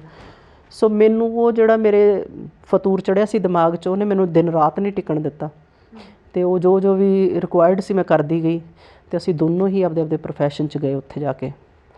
ਸੋ ਕੁਛ ਵੀ ਨਾਮੁਮਕਿਨ ਨਹੀਂ ਹੁੰਦਾ। ਇਨਸਾਨ ਜੇ ਪੂਰੀ ਚੜ੍ਹਦੀ ਕਲਾ 'ਚ ਰਵੇ, ਸਪਿਰਿਟਸ ਹਾਈ ਸਪਿਰਿਟਸ 'ਚ ਰਵੇ, ਮਿਹਨਤ ਕਰਨ ਦਾ ਜਜ਼ਬਾ ਹੋਵੇ, ਤਾਂ ਜ਼ਿੰਦਗੀ ਹਰ ਜਗ੍ਹਾ ਹੀ ਸੁਖਾਵੀਂ ਹੋ ਜਾਂਦੀ ਹੈ। ਹਾਂ ਜ਼ਰੂਰ ਆ ਰਿਸ਼ਤੇ, ਦੋਸਤ ਮਿੱਤਰ ਅਤੇ ਆਪਣਾ ਆਲਾ ਦੁਆਲਾ ਨਹੀਂ ਮਿਲਦਾ, ਅਤੇ ਉਹਦੇ ਲਈ ਹਰ ਸਾਲ ਆ ਜਾਈਦਾ ਆਪਾਂ। ਮੈਂ ਇਹ ਅਗਲੀ ਗੱਲ ਇਹੀ ਪੁੱਛਣ ਵਾਲੀ ਸੀ। ਮੇਰੇ ਇੱਕ ਮਾਸੀ ਹੁਣ ਤੋਂ 30 ਸਾਲ ਪਹਿਲਾਂ ਕੈਨੇਡਾ ਗਏ ਸੀ ਹੈ ਨਾ, ਅਤੇ ਇੱਧਰ ਵਧੀਆ ਸੀਗੇ, ਉਹ ਚੰਗਾ ਪਰਿਵਾਰ ਸੀ, ਚੰਗੀ ਦਾ ਜਾਇਦਾਦ ਸੀ। ਤਾਂ ਉਹ ਕਹਿੰਦੇ ਵੀ ਜਦੋਂ ਉਹਨਾਂ ਨੇ ਕਈ ਵਾਰ ਉੱਧਰੋਂ ਫੋਨ ਕਰਨਾ ਤਾਂ ਉਹਨਾਂ ਨੇ ਮਤਲਬ ਕਈ ਵਾਰੀ ਰੋਣ ਲੱਗ ਜਾਣਾ ਹੈ ਨਾ। ਮਾਸੜ ਜੀ ਸਰਪੰਚ ਸੀਗੇ, ਤਾਂ ਉਹਨਾਂ ਨੇ ਕਹਿਣਾ ਵੀ ਮੈਨੂੰ ਨਾ ਮਤਲਬ ਦੱਸਦੀ ਨੂੰ ਵੀ ਸ਼ਰਮ ਆਉਂਦੀ ਹੈ ਵੀ ਸਰਪੰਚ ਦੀ ਘਰ ਵਾਲੀ ਉੱਥੇ ਉਹ ਜੁੱਤੀਆਂ ਪੈਕ ਕਰਦੇ ਸੀ ਕਿਸੇ ਸਟੋਰ 'ਚ ਹੈ ਨਾ। ਤਾਂ ਮਤਲਬ ਇਹ ਚੀਜ਼ ਹੈ ਕਿ ਜਿਹੜੀਆਂ ਸਾਡੀਆਂ ਔਰਤਾਂ ਨੇ ਖਾਸ ਕਰਕੇ ਹੈ ਨਾ, ਕਿਉਂਕਿ ਬੰਦਾ ਕਿਤੇ ਨਾ ਕਿਤੇ ਆਪਣੇ ਆਪ ਨੂੰ ਯੂਟੀਲਾਈਜ਼ ਕਰਦਾ, ਉਹ ਕਿਤੇ ਨਾ ਕਿਤੇ ਕੰਮ ਕਰ ਰਿਹਾ ਹੁੰਦਾ, ਉਹਨੂੰ ਉਸ ਹਾਰਡ ਵਰਕ ਦੀ ਆਦਤ ਹੁੰਦੀ ਆ। ਪਰ ਜਦੋਂ ਅਸੀਂ ਬਿਲਕੁਲ ਇੱਕ ਟਿਪੀਕਲ ਮਾਹੌਲ 'ਚੋਂ ਕੱਢ ਕੇ ਔਰਤਾਂ ਜਿਹੜੀਆਂ ਮਾਈਗ੍ਰੇਟ ਹੁੰਦੀਆਂ ਨੇ, ਉਹ ਕਿਤੇ ਨਾ ਕਿਤੇ ਤੁਹਾਨੂੰ ਲੱਗਦਾ ਵੀ ਮਾਨਸਿਕ ਪਰੇਸ਼ਾਨੀਆਂ ਨਾਲ ਵੀ ਜੂਝਦੀਆਂ ਨੇ, ਕਿਉਂਕਿ ਬਿਲਕੁਲ ਇੱਕ ਨਵਾਂ ਮਾਹੌਲ, ਫਿਰ ਕੋਈ ਇੰਨੀ ਐਜੂਕੇਸ਼ਨ ਨਾ ਹੋਣਾ। ਇਹਨੂੰ ਰੁਪਿੰਦਰ ਤੁਸੀਂ ਔਰਤਾਂ ਨਾਲ ਜੋੜੋ, ਇਹ ਦੋਨੇ ਪਾਸੇ ਦਾ ਹੀ ਪੱਖ ਹੈ। ਬੰਦੇ ਵੀ ਨੇ, ਮੈਂ ਬਹੁਤ ਆਰਮੀ ਆਫਿਸਰ ਦੇਖਣੇ ਜਿਹੜੇ ਜਾ ਕੇ ਬੇਰੀ ਤੋੜਦੇ ਆ। ਅਤੇ ਜੇ ਆਪਾਂ ਇਹ ਕਹੀਏ ਕਿ ਆਪਣੀਆਂ ਔਰਤਾਂ ਬਿਲਕੁਲ ਘਰੇਲੂ ਹੁੰਦੀਆਂ ਨੇ, ਉੱਥੇ ਜਾ ਕੇ ਉਹਨਾਂ ਨੂੰ ਕੰਮ ਕਰਨਾ ਪੈਂਦਾ। ਕੰਮ ਇੱਥੇ ਵੀ ਸੌਖੇ ਨਹੀਂ ਹੈ। ਜਿਹੜੀਆਂ ਪਾਥੀਆਂ ਬੱਤਦੀਆਂ ਨੇ, ਚੁੱਲ੍ਹਿਆਂ 'ਤੇ ਰੋਟੀਆਂ ਲਾਉਂਦੀਆਂ ਨੇ ਜਾਂ ਗੋਹਾ ਕੂੜਾ ਕਰਦੀਆਂ ਨੇ ਹੈ ਨਾ, ਉਹਨਾਂ ਨੂੰ ਉੱਥੇ ਜਾ ਕੇ ਜਦੋਂ ਗੱਡੀ ਮਿਲ ਜਾਂਦੀ ਹੈ ਨਾ, ਚਾਹੇ ਉਹਨਾਂ ਨੇ ਜੁੱਤੀਆਂ ਹੀ ਪੈਕ ਕਰਨੀਆਂ ਨੇ ਡੱਬਿਆਂ 'ਚ, ਅਤੇ ਉਹ ਫਿਰ ਜਿਹੜਾ ਕੌਨਫੀਡੈਂਸ ਸਟੇਅਰਿੰਗ 'ਤੇ ਬੈਠ ਕੇ ਆਉਂਦਾ, ਉਹ ਵੀ ਬੜੇ ਵਾਰੇ ਨਿਆਰੇ ਨੇ ਹੈ ਨਾ। ਕਿੱਥੇ ਘਰੇ ਦਾ ਬੰਦਾ ਸਕੂਟਰ ਨਹੀਂ ਹੁੰਦਾ, ਉੱਥੇ ਆਪ ਗੱਡੀ ਚਲਾਉਣੀ ਹੈ। ਉਹ ਚੀਜ਼ ਵੀ, ਇਹ ਦੋਨੋਂ ਪਾਸੇ ਇਸ ਚੀਜ਼ਾਂ ਦੇ। ਗੱਲ ਇਹ ਹੈ ਕਿ ਮੇਰੇ ਹਿਸਾਬ ਨਾਲ ਜਿਹੜਾ ਕੰਮ ਹੈ ਨਾ, ਕੋਈ ਵੀ ਮਾੜਾ ਨਹੀਂ ਹੈਗਾ। ਇਹ ਫੀਲਿੰਗ ਜੇ ਹੁਣ ਅੱਜ ਮੈਂ ਤੁਹਾਡੇ ਸਾਹਮਣੇ ਬੈਠ ਕੇ ਗੱਲ ਕਰ ਰਹੀ ਹਾਂ ਨਾ, ਤੁਹਾਨੂੰ ਲੱਗੂ ਲੈ ਐਵੇਂ ਕਿਵੇਂ ਨਹੀਂ ਮਾੜਾ ਹੋਊਗਾ, ਇੱਥੇ ਤੂੰ ਪ੍ਰਿੰਸੀਪਲ ਸੀ ਹੈ ਨਾ, ਅਤੇ ਉੱਥੇ ਜਾ ਕੇ ਜੇ ਤੂੰ ਕਿਤੇ ਕਿਸੇ ਦੇ ਆਫਿਸ ਦੇ ਮੂਹਰੇ ਕੰਮ ਕੀਤਾ ਜਾਂ ਕੁਛ ਕੀਤਾ, ਫ਼ਰਕ ਕਿਵੇਂ ਨਹੀਂ, ਫ਼ਰਕ ਤਾਂ ਹੈਗਾ। ਔਰ ਅਸੀਂ ਇਨਸਾਨ ਹੈ, ਸਾਡੇ ਦਿਮਾਗ ਨੂੰ, ਸਾਡੀ ਸੋਚ ਨੂੰ ਇਹ ਚੀਜ਼ਾਂ ਝਟਕਾ ਤਾਂ ਦਿੰਦੀਆਂ ਨੇ। ਮੈਂ ਕਹਾਂ ਮੈਂ ਨਹੀਂ ਸੀ ਰੋਂਦੀ, ਮੈਂ ਵੀ ਰੋਂਦੀ ਸੀ। ਮੈਂ ਵੀ ਆਪਣੇ ਫਾਦਰ ਨੂੰ ਫੋਨ ਕਰਕੇ ਮੈਂ ਨਹੀਂ ਰਹਿਣਾ, ਮੈਂ ਤਾਂ ਆਉਣਾ ਹੈ ਨਾ, ਲਾਈਕ ਅਸੀਂ ਤਾਂ ਵਧੀਆ ਹੈਗੇ ਹਾਂ, ਅਸੀਂ ਕਾਹਦੇ ਲਈ, ਬੱਚੇ ਆਪੇ ਦੇਖਣਗੇ ਆਪਣਾ ਹੈ ਨਾ। ਤਾਂ ਉਹ ਫਿਰ ਮੈਨੂੰ ਕਹਿੰਦੇ ਰੋਜ਼ ਰੋਜ਼ ਨਾ ਰੋਈ, ਆ ਮੈਂ ਟਿਕਟ ਭੇਜਦਾ, ਆ ਜਾ। ਅਤੇ ਫਿਰ ਜਦੋਂ ਮੈਂ ਰਿਐਲਿਟੀ ਚੈੱਕ ਮਿਲਿਆ ਕਿ ਵੀ ਇਹ ਤਾਂ ਫਿਰ ਮੁੜਨਾ ਪੈ ਜਾਣਾ ਜੇ ਰੋਜ਼ ਰੋਜ਼ ਇਹੀ ਕੁਛ ਕਰਨਾ, ਅਤੇ ਆਹ ਤਾਂ ਲਾਈਫ ਨਹੀਂ ਹੈਗੀ। ਜੇ ਅੱਜ ਆਪਣੇ ਆਪ ਨੂੰ ਪ੍ਰੂਵ ਨਾ ਕੀਤਾ, ਕੱਲ੍ਹ ਨੂੰ ਇਹ ਬੱਚੇ ਵੀ ਇਹੀ ਕੁਛ ਕਰਕੇ ਦਿਖਾਉਣਗੇ। ਜੇ ਅੱਜ ਸਟਰੋਂਗ ਹੋ ਕੇ ਸੈਟਲ ਹੁੰਦੇ ਆ ਤਾਂ this will be a good lesson for them ਕਿ ਅੱਛਾ ਪੇਰੈਂਟਸ ਨੇ ਉਸ ਏਜ 'ਚ ਜਾ ਕੇ ਵੀ, ਜਦੋਂ ਐਨਕਾਂ ਲੱਗੀਆਂ ਸੀ, ਸਾਡੇ ਫਾਦਰ ਨੇ ਲਾਇਸੈਂਸ ਲਿਆ ਅਤੇ ਸਾਡੀ ਮਦਰ ਨੇ ਆ ਕੇ ਇਸ ਏਜ 'ਚ ਆ ਕੇ ਲਾਇਸੈਂਸ ਲੈ ਕੇ ਪੜ੍ਹਾਇਆ ਇੱਥੋਂ ਦੇ ਬੱਚਿਆਂ ਨੂੰ ਹੈ ਨਾ। ਤਾਂ ਉਹ ਅਸੀਂ ਇੱਕ ਐਗਜ਼ਾਮਪਲ ਸੈੱਟ ਕਰਾਂਗੇ। ਸੋ ਉਸ ਤਾਣੇ ਬਾਣੇ ਦੇ ਵਿੱਚੋਂ ਹੀ ਕਿ ਕੁਛ ਕਰਕੇ ਦਿਖਾਉਣਾ, ਬੱਚਿਆਂ ਲਈ ਕੁਛ ਕਰਨਾ ਹੈ, ਇਹਨਾਂ ਦੀ ਲਾਈਫ ਜ਼ਿੰਦਗੀ ਬਣਾਉਣੀ, ਆਪ ਸੌਖੇ ਹੋਣਾ। ਹੁਣ ਜਦੋਂ ਸਟੈਪ ਲੈ ਹੀ ਲਿਆ ਨਾ, ਤਾਂ ਉਹਦੇ ਵਿੱਚ ਜਦੋਂ ਆਉਂਦਾ, ਉਹ ਔਰਤ ਮਰਦ ਦੋਨੇ ਹੀ ਹੰਡਾਉਂਦੇ ਆ। ਬੰਦੇ ਵੀ ਬਹੁਤ ਫਰਸਟਰੇਟ ਮੈਂ ਦੇਖਿਆ ਕਿ ਜਿਨ੍ਹਾਂ ਨੂੰ ਇਹ ਲੱਗਦਾ ਕਿ ਲੈ ਹੁਣ ਇੱਥੇ ਦਾ ਸਰਦਾਰਾਂ ਦੇ ਮੁੰਡੇ ਜੀ ਟਰੈਕਟਰ ਤੋਂ ਥੱਲੇ ਨਹੀਂ, ਗੱਡੀ ਤੋਂ ਥੱਲੇ ਪੈਰ ਨਹੀਂ ਹੈ ਨਾ, ਅਤੇ ਉੱਥੇ ਤੁਸੀਂ $2 ਦੀਆਂ ਟਿਕਟਾਂ ਲੈ ਕੇ ਬੱਸਾਂ ਚੜ੍ਹ ਕੇ ਜੋਬ 'ਤੇ ਜਾਂਦੇ ਹੋ, ਸਾਰੀ ਸਾਰੀ ਰਾਤ ਜਾਗਦੇ ਹੋ, ਚੌਂਕੀਦਾਰਾ ਕਰਦੇ ਆ। ਸਿਕਿਉਰਿਟੀ ਹਾਲਾਂਕਿ ਸਭ ਤੋਂ ਸੌਖਾ ਕੰਮ ਮੰਨਿਆ ਜਾਂਦਾ, ਉਹ ਵਰਦੀ ਪਾ ਕੇ ਜਾਣ ਦਾ ਅਹਿਸਾਸ ਹੀ ਐਂ ਲੱਗਦਾ ਕਿ ਗੇਟਕੀਪਰ ਹੋ ਤੁਸੀਂ, ਅਤੇ ਉਹ ਵੀ ਬੰਦੇ ਨੂੰ ਘੱਟ ਨਹੀਂ ਮਾਰਦਾ, ਚਾਹੇ ਕੰਮ ਸੌਖਾ ਹੈ, ਪਰ ਉਹ ਜਿਹੜੀ ਫੀਲਿੰਗ ਆ ਤੁਹਾਨੂੰ ਕਰਦੀ ਤੰਗ। ਪਰ ਇਹ ਆ ਕਿ ਪੈਸਾ ਜਦੋਂ ਘਰ ਡਿੱਗਦਾ, ਜਦੋਂ ਤੁਹਾਡੀ ਲਿਵਿੰਗ ਸੌਖੀ ਹੁੰਦੀ ਆ, ਤੁਹਾਨੂੰ ਬ੍ਰੈਡ ਐਂਡ ਬਟਰ ਮਿਲਦਾ ਹੈ, ਤਾਂ ਉਹ ਚੀਜ਼ਾਂ ਹੌਲੀ ਹੌਲੀ ਹੌਲੀ ਹੌਲੀ ਤੁਹਾਨੂੰ ਨਾ, ਜਿਵੇਂ ਆਪਾਂ ਕਹਿੰਦੇ ਹਾਂ ਅਚਾਰ ਆਪਾਂ ਮਸਾਲੇ 'ਚ ਪਾਉਂਦੇ ਹਾਂ, ਹੌਲੀ ਹੌਲੀ ਰਚਦਾ, ਫਿਰ ਉਹ ਤੁਹਾਨੂੰ ਸਾਰਾ ਸੈਟਅਪ ਸਮਝ ਆ ਜਾਂਦਾ। ਫਿਰ ਇਹ ਲੱਗਦਾ ਕਿ ਕੰਮ ਕੋਈ ਮਾੜਾ ਨਹੀਂ ਹੈ, ਕਿਉਂਕਿ ਉੱਥੇ ਕੋਈ ਪੁੱਛਦਾ ਹੀ ਨਹੀਂ। ਰੁਪਿੰਦਰ ਤੁਸੀਂ ਮੇਰੇ ਕੋਲ ਬੈਠੇ ਹੋ, ਮੈਂ ਤੁਹਾਨੂੰ ਨਹੀਂ ਪੁੱਛਣਾ ਵੀ ਤੁਸੀਂ ਕੀ ਜੋਬ ਕਰਦੇ ਹੋ, ਤੁਸੀਂ ਆਪਦਾ ਕੰਮ ਕਰਦੇ ਹੋ, ਤੁਸੀਂ ਵੀ ਆਪਦੀ ਟੋਇਟਾ ਕਾਰ 'ਚ ਆਏ ਹੋ, ਮੈਂ ਵੀ ਆਪਦੀ ਕੈਮਰੀ 'ਚ ਆਈ ਹਾਂ, ਅਤੇ ਬੈਠੇ ਹਾਂ ਗੱਲਾਂ ਕਰਦੇ ਹਾਂ, ਆਪਾਂ ਫਰੈਂਡਸ ਹਾਂ। ਤੁਸੀਂ ਆਪਦਾ ਘਰ ਚਲਾਉਣਾ, ਮੈਂ ਆਪਦਾ ਘਰ ਚਲਾਉਣਾ, ਡਜ਼ਨਟ ਮੈਟਰ ਕੋਈ ਕੀ ਕਰਦਾ ਹੈ, ਕਿਸੇ ਤੋਂ ਮੰਗ ਨਹੀਂ ਨਾ ਰਿਹਾ। ਸੋ ਲੋਕ ਇੱਕ ਦੂਜੇ ਦੀ ਰਿਸਪੈਕਟ ਕਰਦੇ ਨੇ। ਅੱਛਾ, ਫਿਰ ਜੇ ਕੋਈ ਹੁਣ ਮੇਰੇ ਘਰ ਕਲੀਨ ਅਪ ਕਰਨ ਵਾਲੀ ਲੇਡੀ ਆਉਂਦੀ ਆ ਅਤੇ ਉਹ ਆਪਦੀ ਉਹਦੀ ਟਰੋਲੀ ਹੁੰਦੀ ਆ, ਉਹਦਾ ਸਾਰਾ ਸਮਾਨ ਉਹਦੇ 'ਤੇ ਲੱਦਿਆ ਹੁੰਦਾ, ਅਤੇ ਉਹ ਜਦੋਂ ਵੀ ਵਾਸ਼ਰੂਮ ਵਗੈਰਾ ਕਲੀਨ ਕਰਕੇ ਜੋ ਐਂ ਲਿਸ਼ਕ ਰਹੇ ਹੁੰਦੇ ਨੇ ਜਿਵੇਂ ਅੱਜ ਹੀ ਨਵਾਂ ਵਾਸ਼ਰੂਮ ਬਣਾਇਆ, ਅਤੇ ਮੈਂ ਹਮੇਸ਼ਾ ਉਹਨਾਂ ਨੂੰ ਕਹੂੰ, ਮੈਂ ਵੀ ਇਹ ਮੇਰੇ ਤੋਂ ਇੰਨਾ ਸਾਫ਼ ਕਿਉਂ ਨਹੀਂ ਹੁੰਦਾ, ਵੀ ਤੁਸੀਂ ਸੱਚੀ ਕਮਾਲ ਹੋ ਹੈ ਨਾ, ਕਿ ਤੁਹਾਡੇ ਹੱਥ 'ਚ ਕੀ ਹੈ ਨਾ, ਇਹ ਕਰ ਦਿੰਦੇ ਹੋ, ਅਤੇ ਅਸੀਂ ਤਾਂ 100 ਜੋ ਸ਼ੀਸ਼ਾ ਸਾਫ਼ ਕਰਦੇ ਉਹਦੇ 'ਤੇ ਵੀ ਨਿਸ਼ਾਨ ਹੁੰਦੇ ਨੇ। ਫਿਰ ਮੈਂ ਉਹਨੂੰ ਕਹੂੰਗੀ ਕਿ ਨਹੀਂ, ਤੁਸੀਂ ਮਾਸਟਰ ਹੋ ਇਸ ਚੀਜ਼ ਦੇ, you are meant for this, ਹੈ ਨਾ, and you should feel proud ਕਿ ਇਹ ਮੈਂ ਹੀ ਕਰ ਸਕਦੀ ਹਾਂ, ਹਰਕੀਰਤ ਨਹੀਂ ਕਰ ਸਕਦੀ। ਸੋ ਹਰ ਇੱਕ ਦਾ ਕੰਮ ਆਪਣਾ, ਹਰ ਆਪਦੇ ਸ਼ੌਂਕ ਨੇ, ਆਪਦੀਆਂ ਮਜਬੂਰੀਆਂ ਨੇ, ਅਤੇ ਜੇ ਬੰਦਾ ਖੁਸ਼ ਹੋ ਕੇ ਕਰ ਲੈਂਦਾ ਸੌਖਾ ਲੰਘ ਜਾਂਦਾ, ਜੇ ਰੋ ਕੇ ਕਰਦਾ ਤਾਂ ਉਹੀ ਕੰਮ ਔਖਾ ਵੀ ਹੋ ਜਾਂਦਾ। ਅਤੇ ਮੇਰੇ ਹਿਸਾਬ ਨਾਲ ਤਾਂ ਜੇ ਝਾੜੂ ਲਾਉਣ ਦਾ ਵੀ ਆਰਟ ਹਰ ਇੱਕ ਬੰਦੇ ਕੋਲ ਨਹੀਂ ਹੈਗਾ, ਠੀਕ ਹੈ ਨਾ। ਅਤੇ ਇਹ ਚੀਜ਼ ਇਹੀ ਪਲੱਸ ਪੁਆਇੰਟ ਆ ਜਿਹੜੇ ਸਾਡੇ ਇੱਥੇ ਬੱਚੇ ਯੰਗ ਜਾਂਦੇ ਨੇ, ਸਟੂਡੈਂਟਸ ਜਾਂਦੇ ਨੇ, ਇਸ ਚੀਜ਼ ਨੂੰ ਜੋ ਸਮਝਣ ਲੱਗ ਜਾਂਦੇ, ਲੋੜ ਨੂੰ ਸਮਝਣ ਲੱਗ ਜਾਂਦੇ, ਪੈਸੇ ਦੀ ਉਹਨਾਂ ਨੂੰ ਕੀਮਤ ਪਤਾ ਲੱਗਦੀ ਹੈ ਕਿ ਕਿਵੇਂ ਬਣਦਾ ਅਤੇ ਕਿਵੇਂ ਅਸੀਂ ਖਰਚਣਾ। ਇਹ ਰਿਐਲਿਟੀ ਚੈੱਕ ਹੁੰਦਾ ਅਤੇ ਜ਼ਿੰਦਗੀ ਨੂੰ ਬਹੁਤ ਨੇੜਿਓਂ ਦੇਖਣ ਦਾ ਮੌਕਾ ਮਿਲਦਾ ਇਨਸਾਨ ਨੂੰ। ਇਹ ਇੱਕ ਸੋਹਣਾ ਰੰਗ ਆ ਜਿਹੜਾ ਤੁਸੀਂ ਦੱਸਿਆ, ਹੈ ਨਾ। ਅਤੇ ਇੱਕ ਰੰਗ ਇਹ ਆ, ਜਿਵੇਂ ਹੁਣੇ ਮੈਂ ਜਿਹੜੀ ਕਿਤਾਬ ਪੜ੍ਹੀ ਬਲੌਰੀ ਅੱਖਾਂ ਵਾਲਾ ਮੁੰਡਾ, ਹੈ ਨਾ, ਤਾਂ ਉਹਦੇ 'ਚ ਸਾਰੀਆਂ ਉਹ ਕਹਾਣੀਆਂ ਸੀ ਜਿਹੜੀਆਂ ਉਹਨਾਂ ਲੋਕਾਂ ਦੀਆਂ ਜ਼ਿੰਦਗੀਆਂ 'ਚੋਂ ਚੁੱਕੀਆਂ ਹੋਈਆਂ ਸੀ ਜਿਨ੍ਹਾਂ ਨੇ ਸਿਸਟਮ ਇੰਨਾ ਸੋਹਣਾ ਬਣਾਇਆ ਕਿ ਬਹੁਤ ਸਾਰੇ ਲੋਕ ਨੇ ਜਿਹੜੇ ਵੱਖਰੇ ਵੱਖਰੇ ਦੇਸ਼ਾਂ ਦੇ, ਉਹ ਖਿੱਚੇ ਜਾ ਰਹੇ ਨੇ ਉਸ ਚੀਜ਼ ਵੱਲ, ਹੈ ਨਾ। ਪਰ ਜੇ ਉਹਨਾਂ ਦੀ ਪਰਸਨਲ ਜ਼ਿੰਦਗੀ ਦੀਆਂ ਕਹਾਣੀਆਂ ਦੇਖੀਏ ਤਾਂ ਮੈਨੂੰ ਜਦੋਂ ਮੈਂ ਪੜ੍ਹੀ ਮੈਨੂੰ ਵੀ ਲੱਗਿਆ ਸੀ ਕਿ ਨਹੀਂ, ਮੈਂ ਇਹੋ ਜਿਹੇ ਮੁਲਕ 'ਚ ਕਦੀ ਨਹੀਂ ਜਾਣਾ ਚਾਹੂੰਗੀ, ਹੈ ਨਾ। ਤੁਸੀਂ ਵੀ ਹੁਣ ਉਸੇ ਚੀਜ਼ ਨੂੰ ਨੇੜਿਓਂ ਦੇਖ ਰਹੇ ਹੋ, ਉੱਥੇ ਆਪਣੇ ਪਰਿਵਾਰ ਵੀ ਨੇ ਉਹਨਾਂ ਦੀ ਜ਼ਿੰਦਗੀ 'ਚ ਵੀ ਇਹ ਚੀਜ਼ਾਂ ਚੱਲਦੀਆਂ ਹੋਣਗੀਆਂ। ਉੱਧਰਲੇ ਲੋਕ, ਜਿਵੇਂ ਇੱਕ ਕਿਤਾਬ 'ਚ ਤੁਸੀਂ ਵੀ ਲਿਖਿਆ ਸੀ ਵੀ ਹੁਣ ਡਰੱਗ ਬਹੁਤ ਈਜ਼ੀਲੀ ਮਿਲਣ ਲੱਗ ਗਈ, ਹੈ ਨਾ, ਸਾਡੇ ਹੀ ਬੱਚੇ ਨੇ ਜਿਹੜੇ ਗੈਂਗਵਾਰ ਦਾ ਸ਼ਿਕਾਰ ਹੋ ਰਹੇ ਨੇ। ਤਾਂ ਤੁਸੀਂ ਇੱਦਾਂ ਦਾ ਕੋਈ ਅੱਗੇ ਜਾ ਕੇ ਲਿਖੋਗੇ ਕਿ ਉਸ ਜ਼ਿੰਦਗੀ ਦੇ ਉਹ ਕਾਲੇ ਰੰਗ ਵੀ ਤੁਸੀਂ ਉਗਾੜੋ? ਦੇਖੋ, ਰੰਗ ਹੈ ਨਾ, ਉਹਦੇ 'ਚ ਇਹ ਹੈਗਾ ਕਿ ਫੇਜ਼ ਆ ਲਾਈਫ ਦਾ। ਜੇ ਕਿਸੇ 'ਤੇ ਅੱਜ ਡਿਪਰੈਸ਼ਨ ਹੈ ਤਾਂ ਉਹਦੇ 'ਚੋਂ ਨਿਕਲਣ ਦਾ ਤਰੀਕਾ ਵੀ ਹੈਗਾ, ਉਹਦੀ ਆਪਾਂ ਦਵਾਈ ਲੈਂਦੇ ਹਾਂ, ਮੈਡੀਸਨ ਲੈਂਦੇ ਹਾਂ, ਹੈ ਨਾ। ਇਸੇ ਤਰ੍ਹਾਂ ਲਿਖਤ ਵੀ ਹੈ ਕਿ ਤੁਸੀਂ ਪੜ੍ਹਦੇ ਹੋ, ਕੋਈ ਮੋਟੀਵੇਸ਼ਨਲ ਕਿਤਾਬ ਪੜ੍ਹਦੇ ਹੋ, ਤੁਹਾਨੂੰ ਬੂਸਟ ਕਰਦੀ ਹੈ, ਤੁਸੀਂ ਉਹਦੇ 'ਚੋਂ ਚੱਕੇ ਜਾਂਦੇ ਹੋ, ਨਿਕਲੇ ਜਾਂਦੇ ਹੋ। ਜਾਂ ਜਿਹੜਾ ਬੰਦਾ ਕੋਈ ਮੇਰੇ ਵਰਗਾ ਜਾਂ ਜੋ ਉੱਥੇ ਗਿਆ, ਜੇ ਉਹਨੇ ਹੰਢਾਇਆ, ਉਹ ਚੀਜ਼ ਹੰਢਾ ਕੇ ਤੁਹਾਨੂੰ ਉਹਦੇ 'ਚੋਂ ਨਿਕਲਣ ਦਾ ਤਰੀਕਾ ਦੱਸ ਰਿਹਾ, ਤਾਂ ਉਸ ਰੀਡ ਨੂੰ, ਉਸ ਕਿਤਾਬ ਨੂੰ ਤੁਸੀਂ ਪੜ੍ਹ ਕੇ ਕੋਈ ਸੇਧ ਲੈ ਸਕਦੇ ਹੋ, ਠੀਕ ਹੈ ਨਾ। ਅਤੇ ਹੱਲ ਹਰ ਚੀਜ਼ਾਂ ਦੇ ਹੁੰਦੇ ਨੇ, ਮਾੜਾ ਚੰਗਾ ਵੀ ਹਰ ਥਾਂ ਹੈਗਾ। ਜੇ ਉੱਥੇ ਦੀ ਗੱਲ ਕੀਤੀ ਆ, ਉਹ ਤਾਂ ਲਿਖਦੇ ਆ ਕਿ ਜਿਹੜੇ ਇੱਥੇ ਲੋਕ ਬੈਠੇ ਨੇ, ਜਿਹੜਾ ਪੰਜਾਬੀ ਪਾਠਕ ਆ, ਉਹਦੇ ਲਈ ਇੱਕ ਨਿਰਾਪੁਰਾ ਇੱਕ ਚਮਕਦੀ ਦੁਨੀਆ ਹੀ ਨਾ ਹੋਵੇ। ਪਰਵੇਜ਼ ਨੇ ਵੀ ਇਹੀ ਦੱਸਣ ਦੀ ਕੋਸ਼ਿਸ਼ ਕੀਤੀ ਹੈ ਕਿ ਜੇ ਸਾਨੂੰ ਕਿ ਉੱਥੇ ਤਾਂ ਡਾਲਰ ਨੇ, ਉੱਥੇ ਤਾਂ ਜ਼ਿੰਦਗੀ ਆਏ ਆ, ਹਰ ਬੰਦਾ ਕਾਰ ਚੱਕੀ ਫਿਰਦਾ ਅਤੇ ਮਹਿਲਾਂ ਵਰਗੇ ਘਰ ਨੇ, ਮਿੱਟੀ ਨਹੀਂ ਜੀ, ਸਾਫ਼ ਸਫਾਈ ਆ, ਪਤਾ ਨਹੀਂ। ਅੱਛਾ, ਕੁਛ ਲੋਕਾਂ ਦੀ ਇਹ ਵੀ ਗੜਬੜ ਹੈਗੀ, ਜਿਹੜੇ ਬਾਹਰੋਂ ਆਉਂਦੇ ਨੇ ਨਾ, ਮਣ ਪਾ ਕੇ ਸੋਨਾ ਲੱਦ ਕੇ, ਉਹ ਆ ਕੇ ਉਹ ਸਾਰੀ ਜਿਹੜੀ ਭੁੱਖ ਨੰਗ ਨਾ, ਉਹ ਆ ਕੇ ਦੁਬਾਰਾ ਇੱਥੇ ਦਿਖਾਉਣ ਦੀ ਕੋਸ਼ਿਸ਼ ਕਰਦੇ ਵੀ ਉੱਥੇ ਜਾ ਕੇ ਤਾਂ ਅਸੀਂ ਬਹੁਤ ਖੁਸ਼ਹਾਲ ਹੋ ਗਏ। ਉਹ ਇਹ ਨਹੀਂ ਦੱਸਦੇ ਹੰਢਾ ਵੀ ਕੀ ਰਹੇ ਆ। ਦੋਨੋਂ ਦੱਸਣੇ ਚਾਹੀਦੇ ਨੇ। ਤੁਸੀਂ ਇਮਾਨਦਾਰ ਉਦੋਂ ਹੀ ਹੋ ਜਦੋਂ ਤੁਸੀਂ ਇਹ ਵੀ ਦੱਸੋ ਕਿ ਹਾਂ ਵੀ ਪੈਸੇ ਵੀ ਬਣਦੇ ਆ, ਜ਼ਿੰਦਗੀ ਵੀ ਸੌਖੀ ਹੈ, ਸਹੂਲਤਾਂ ਵੀ ਬੜੀਆਂ ਨੇ, ਪਰ ਨਾਲ ਆਹ ਗੱਲ ਵੀ ਖੜੀ ਹੈ, ਤੁਹਾਨੂੰ ਰਿਸ਼ਤੇ ਨਹੀਂ ਮਿਲਦੇ, ਤੁਹਾਨੂੰ ਬੰਦਾ ਗੱਲ ਕਰਨ ਨੂੰ ਨਹੀਂ ਮਿਲਦਾ। ਤੁਸੀਂ 10 ਦਿਨ ਹੌਸਪੀਟਲ 'ਚ ਪਏ, ਤੁਹਾਨੂੰ ਕੋਈ ਸੰਭਾਲਣ ਵਾਲਾ ਨਹੀਂ ਹੁੰਦਾ ਉੱਥੇ, ਤੁਸੀਂ ਨਰਸਾਂ ਨੇ ਸਾਂਭਣਾ ਤੁਹਾਨੂੰ, ਤੁਸੀਂ ਮਰਨਾ ਵੀ ਓਲਡ ਏਜ ਹੋਮ 'ਚ ਹੈ, ਉਹ ਵੀ ਗੱਲ ਕਰੋ। ਸੋ ਦੋਨੇ ਗੱਲਾਂ ਕਰਨੀਆਂ ਜ਼ਰੂਰੀ ਨੇ। ਉਹਦੇ 'ਚ ਫਿਰ ਜਿਹੜਾ ਬੰਦਾ ਪਾਠਕ ਹੈ, ਜੇ ਉਹਨੇ ਕੋਈ ਫੈਸਲਾ ਲੈਣਾ ਤਾਂ ਉਹ ਆਪ ਆਪਦੇ ਤੱਕੜੀ 'ਚ ਪਾਵੇ ਦੋਨੇ ਚੀਜ਼ਾਂ, ਦੇਖੇ ਵੀ ਉਹਨੂੰ ਕੀ ਚਾਹੀਦਾ, ਉਹਦੀ ਪ੍ਰਾਇਰਟੀ ਕੀ ਹੈਗੀ ਹੈ, ਠੀਕ ਹੈ ਨਾ। ਸੋ ਓਨੈਸਟੀ ਹੈ ਨਾ, ਜਿਹੜੀ ਦਿਖਾਵੇ ਵਾਲੀ ਜ਼ਿੰਦਗੀ ਹੋਰ ਹੈ, ਅਸਲੀਅਤ ਜ਼ਿੰਦਗੀ ਹੋਰ ਹੈ। ਬਟ ਇੱਕ ਲੇਖਕ ਦੀ ਜ਼ਿੰਮੇਵਾਰੀ ਬਣਦੀ ਹੈ ਕਿ ਉਹ ਦੋਨੋਂ ਚੀਜ਼ਾਂ ਨਾਲ ਦਾ ਨਕਾਬ ਉਤਾਰ ਕੇ, ਜਿਸ ਤਰ੍ਹਾਂ ਮੇਰੀ ਕਿਤਾਬ ਸੀ ਇੰਜ ਪਰਦੇਸਣ ਹੋਈ, ਮੈਂ ਕੋਈ ਬਹੁਤ ਵੱਡੀ ਫੜ ਨਹੀਂ ਮਾਰ ਰਹੀ, ਜਾਂ ਮੈਂ ਉਹ ਕਹਿ ਰਹੀ ਕਿ ਮੈਂ ਜਿੰਨੇ ਆਪਾਂ ਇੰਡੀਅਨਸ ਜਾਂਦੇ ਨੇ, ਜਿਹੜੇ ਪਹਿਲੇ 2-3% ਸਕਸੈਸਫੁਲ ਲੋਕਾਂ, ਉਹਨਾਂ 'ਚੋਂ ਸਾਡਾ ਪਰਿਵਾਰ ਹੈਗਾ, ਸੌਖੇ ਕਹਿੰਦੇ ਕਿ ਵੈਲ ਐਸਟੈਬਲਿਸ਼ਡ, ਹੈ ਨਾ। ਪਰ ਉਹਦੇ ਪਿੱਛੇ ਜਿਹੜਾ ਸੰਘਰਸ਼ ਹੈ, ਉਹਦੀ ਗੱਲ ਕਰਨੀ ਵੀ ਤਾਂ ਜ਼ਰੂਰੀ ਸੀ ਨਾ। ਅਤੇ ਉਹ ਜਦੋਂ ਡਾਕਟਰ ਦਲੀਪ ਕੌਰ ਟਿਵਾਣਾ ਨੇ ਮੈਨੂੰ ਪੁੱਛਿਆ ਕਿ ਮੇਰੇ ਬੇਟੇ ਨੇ ਜਾਣਾ, ਅਤੇ ਤੂੰ ਦੱਸ ਕੇ ਆਉਣਾ ਚਾਹੀਦਾ ਕਿ ਨਹੀਂ ਆਉਣਾ ਚਾਹੀਦਾ, ਕਿਉਂਕਿ ਤੂੰ ਗੱਲ ਬਿਲਕੁਲ ਸਾਫ਼ ਸਪਸ਼ਟ ਦੱਸ ਦਿੰਦੀ ਹੈ, ਅਤੇ ਮੈਨੂੰ ਲੱਗਦਾ you are the best person ਜਿਹਨੂੰ ਮੈਨੂੰ ਪੁੱਛਣੀ ਚਾਹੀਦੀ ਹੈ ਗੱਲ। ਤਾਂ ਉਹ ਜੋ ਚੀਜ਼ਾਂ ਮੈਂ ਅਨਫੋਲਡ ਕੀਤੀਆਂ ਕਿ ਚਾਹੇ ਸਾਰਾ ਕੁਝ ਹੈ ਨਾ, ਤਾਂ ਪਰ ਇਹਦੇ ਨਾਲ ਆਹ ਵੀ ਚੀਜ਼ਾਂ ਖੜੀਆਂ ਨੇ, ਤਾਂ ਉਹ ਫਿਰ ਉਹਨਾਂ ਨੇ ਕਿਹਾ ਸੀ ਕਿ ਮੇਰੇ ਕਰਕੇ ਲਿਖ, ਤੂੰ ਚਾਹੇ 50 ਪੰਨਿਆਂ ਦੀ ਕਿਤਾਬ ਲਿਖ, ਤੂੰ ਲਿਖ ਜ਼ਰੂਰ, ਹੈ ਨਾ। ਸੋ ਕਿਤਾਬ ਮੇਰੀ ਉਹਨਾਂ ਨੂੰ ਡੈਡੀਕੇਟ ਕੀਤੀ ਹੋਈ ਹੈ।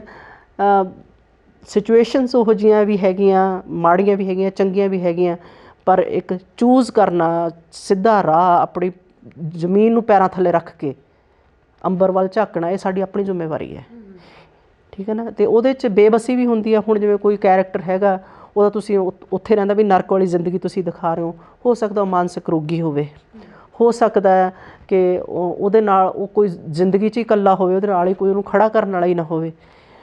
ਅਤੇ ਇਹੋ ਜਿਹੀਆਂ ਲਿਖਤਾਂ ਜਿਹੜੀਆਂ ਹੁੰਦੀਆਂ ਨੇ, ਇਹ ਤੁਹਾਡੇ ਲਈ ਸਹਾਰਾ ਵੀ ਬਣਦੀਆਂ ਨੇ। ਇਹਨਾਂ ਨੂੰ ਡਿਮੋਰਲਾਈਜ਼ਡ ਹੋਣ ਲਈ ਨਹੀਂ ਪੜ੍ਹਨਾ ਹੁੰਦਾ, ਇਹਨਾਂ ਨੂੰ ਸਿਰਫ ਜਾਣਨ ਲਈ ਕਿ ਇੱਕ ਆਹ ਨਵਾਂ ਰੰਗ ਵੀ ਹੈ ਉੱਥੇ, ਜੇ ਕੋਈ ਇਸ ਤਰ੍ਹਾਂ ਦੀ ਜ਼ਿੰਦਗੀ। ਹੁਣ ਮੇਰਾ ਜਿਹੜਾ ਨੈਕਸਟ ਨਾਵਲ ਆ ਉਹ ਵੀ ਇੱਦਾਂ ਹੀ ਮਿਸਮੈਚਿਸ 'ਤੇ ਆ, ਕਿੱਦਾਂ ਕੁੜੀਆਂ ਸਟੱਕ ਹੋ ਜਾਂਦੀਆਂ ਨੇ। ਮੇਰਾ ਕੈਰੈਕਟਰ ਆ, ਉਹਦੀ ਬਹੁਤੀ ਸਟੋਰੀ ਨਹੀਂ ਮੈਂ ਅਜੇ ਤੁਹਾਨੂੰ ਰਿਵੀਲ ਕਰੂੰਗੀ, ਕਿ ਇੱਦਾਂ ਹੀ ਫਟਾਫਟ ਝੱਟ ਮੰਗਣੀ ਪੱਟ ਵਿਆਹ 'ਚ ਜਾਂਦੀ ਹੈ, ਉੱਥੇ ਜਾ ਕੇ ਨੋਰਮਲ ਬੱਚੇ ਹੁੰਦੇ ਆ, ਡਿਵੋਰਸ ਹੋ ਜਾਂਦਾ। ਉਹਨੂੰ ਤਾਂ ਸੁਨਹਿਰੀ ਪਿੰਜਰੇ ਦੀ ਕੈਦ ਹੋ ਗਈ ਨਾ, ਅਤੇ 2 ਬੱਚਿਆਂ ਦੀ ਮਾਂ ਨੂੰ ਆਪਣੇ ਸਮਾਜ 'ਚ ਤੁਹਾਨੂੰ ਪਤਾ ਹੀ ਕੋਈ ਕਿੰਨਾ ਕੁ ਐਕਸੈਪਟ ਕਰਦਾ। ਦੂਜੀ ਗੱਲ ਆ, ਨਾ ਉਹ ਪਿੱਛੇ ਮੁੜ ਸਕਦੀ ਬੱਚਿਆਂ ਨੂੰ ਛੱਡ ਕੇ, ਅਤੇ ਉਹ ਕਿੱਦਾਂ ਸਟਰਗਲ ਕਰਦੀ ਆਪਣਾ ਇੱਕ ਰਸਤਾ ਲੱਭਦੀ ਹੈ, ਬੜਾ ਖੂਬਸੂਰਤ ਰਸਤਾ ਲੱਭਦੀ ਹੈ, ਜਿਹੜਾ ਕਿ ਸਾਡੀ ਸੁਸਾਇਟੀ ਨੂੰ ਪਹਿਲਾਂ ਮਨਜ਼ੂਰ ਨਹੀਂ ਹੁੰਦਾ।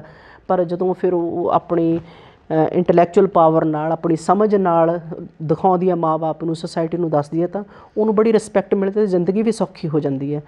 ਸੋ ਉਹਦੇ 'ਚ ਹਿਊਮੈਨੀਟੇਰੀਅਨ ਪੱਖ ਮੈਂ ਇਹ ਲਿਖਣ ਦੀ ਕੋਸ਼ਿਸ਼ ਕੀਤੀ। ਧਰਮ ਜਾਤ ਪਾਤ ਸਭ ਪਿੱਛੇ ਰਹਿ ਜਾਂਦੇ, ਜਦੋਂ ਇਨਸਾਨੀ ਜਿਹੜੀ ਲੋੜ ਹੈ ਨਾ, ਉਹਨੂੰ ਮੁੱਖ ਰੱਖ ਕੇ ਤੁਸੀਂ ਇੱਕ ਇਸ ਤਰ੍ਹਾਂ ਚੱਲਦੇ ਹੋ ਕਿ ਜਿਹੜਾ ਜੀਵ ਦੁਨੀਆ 'ਤੇ ਆਇਆ ਉਹਨੂੰ ਸਾਰੇ ਹੱਕ ਰਾਖਵੇਂ ਨੇ ਵੀ ਉਹਨੇ ਜ਼ਿੰਦਗੀ ਜਿਉਣੀ ਕਿਵੇਂ ਆ, ਬਾਕੀ ਚੀਜ਼ਾਂ ਸਾਰੀਆਂ ਪਿੱਛੋਂ ਆ ਜਾਂਦੀਆਂ ਨੇ, ਠੀਕ ਹੈ ਨਾ।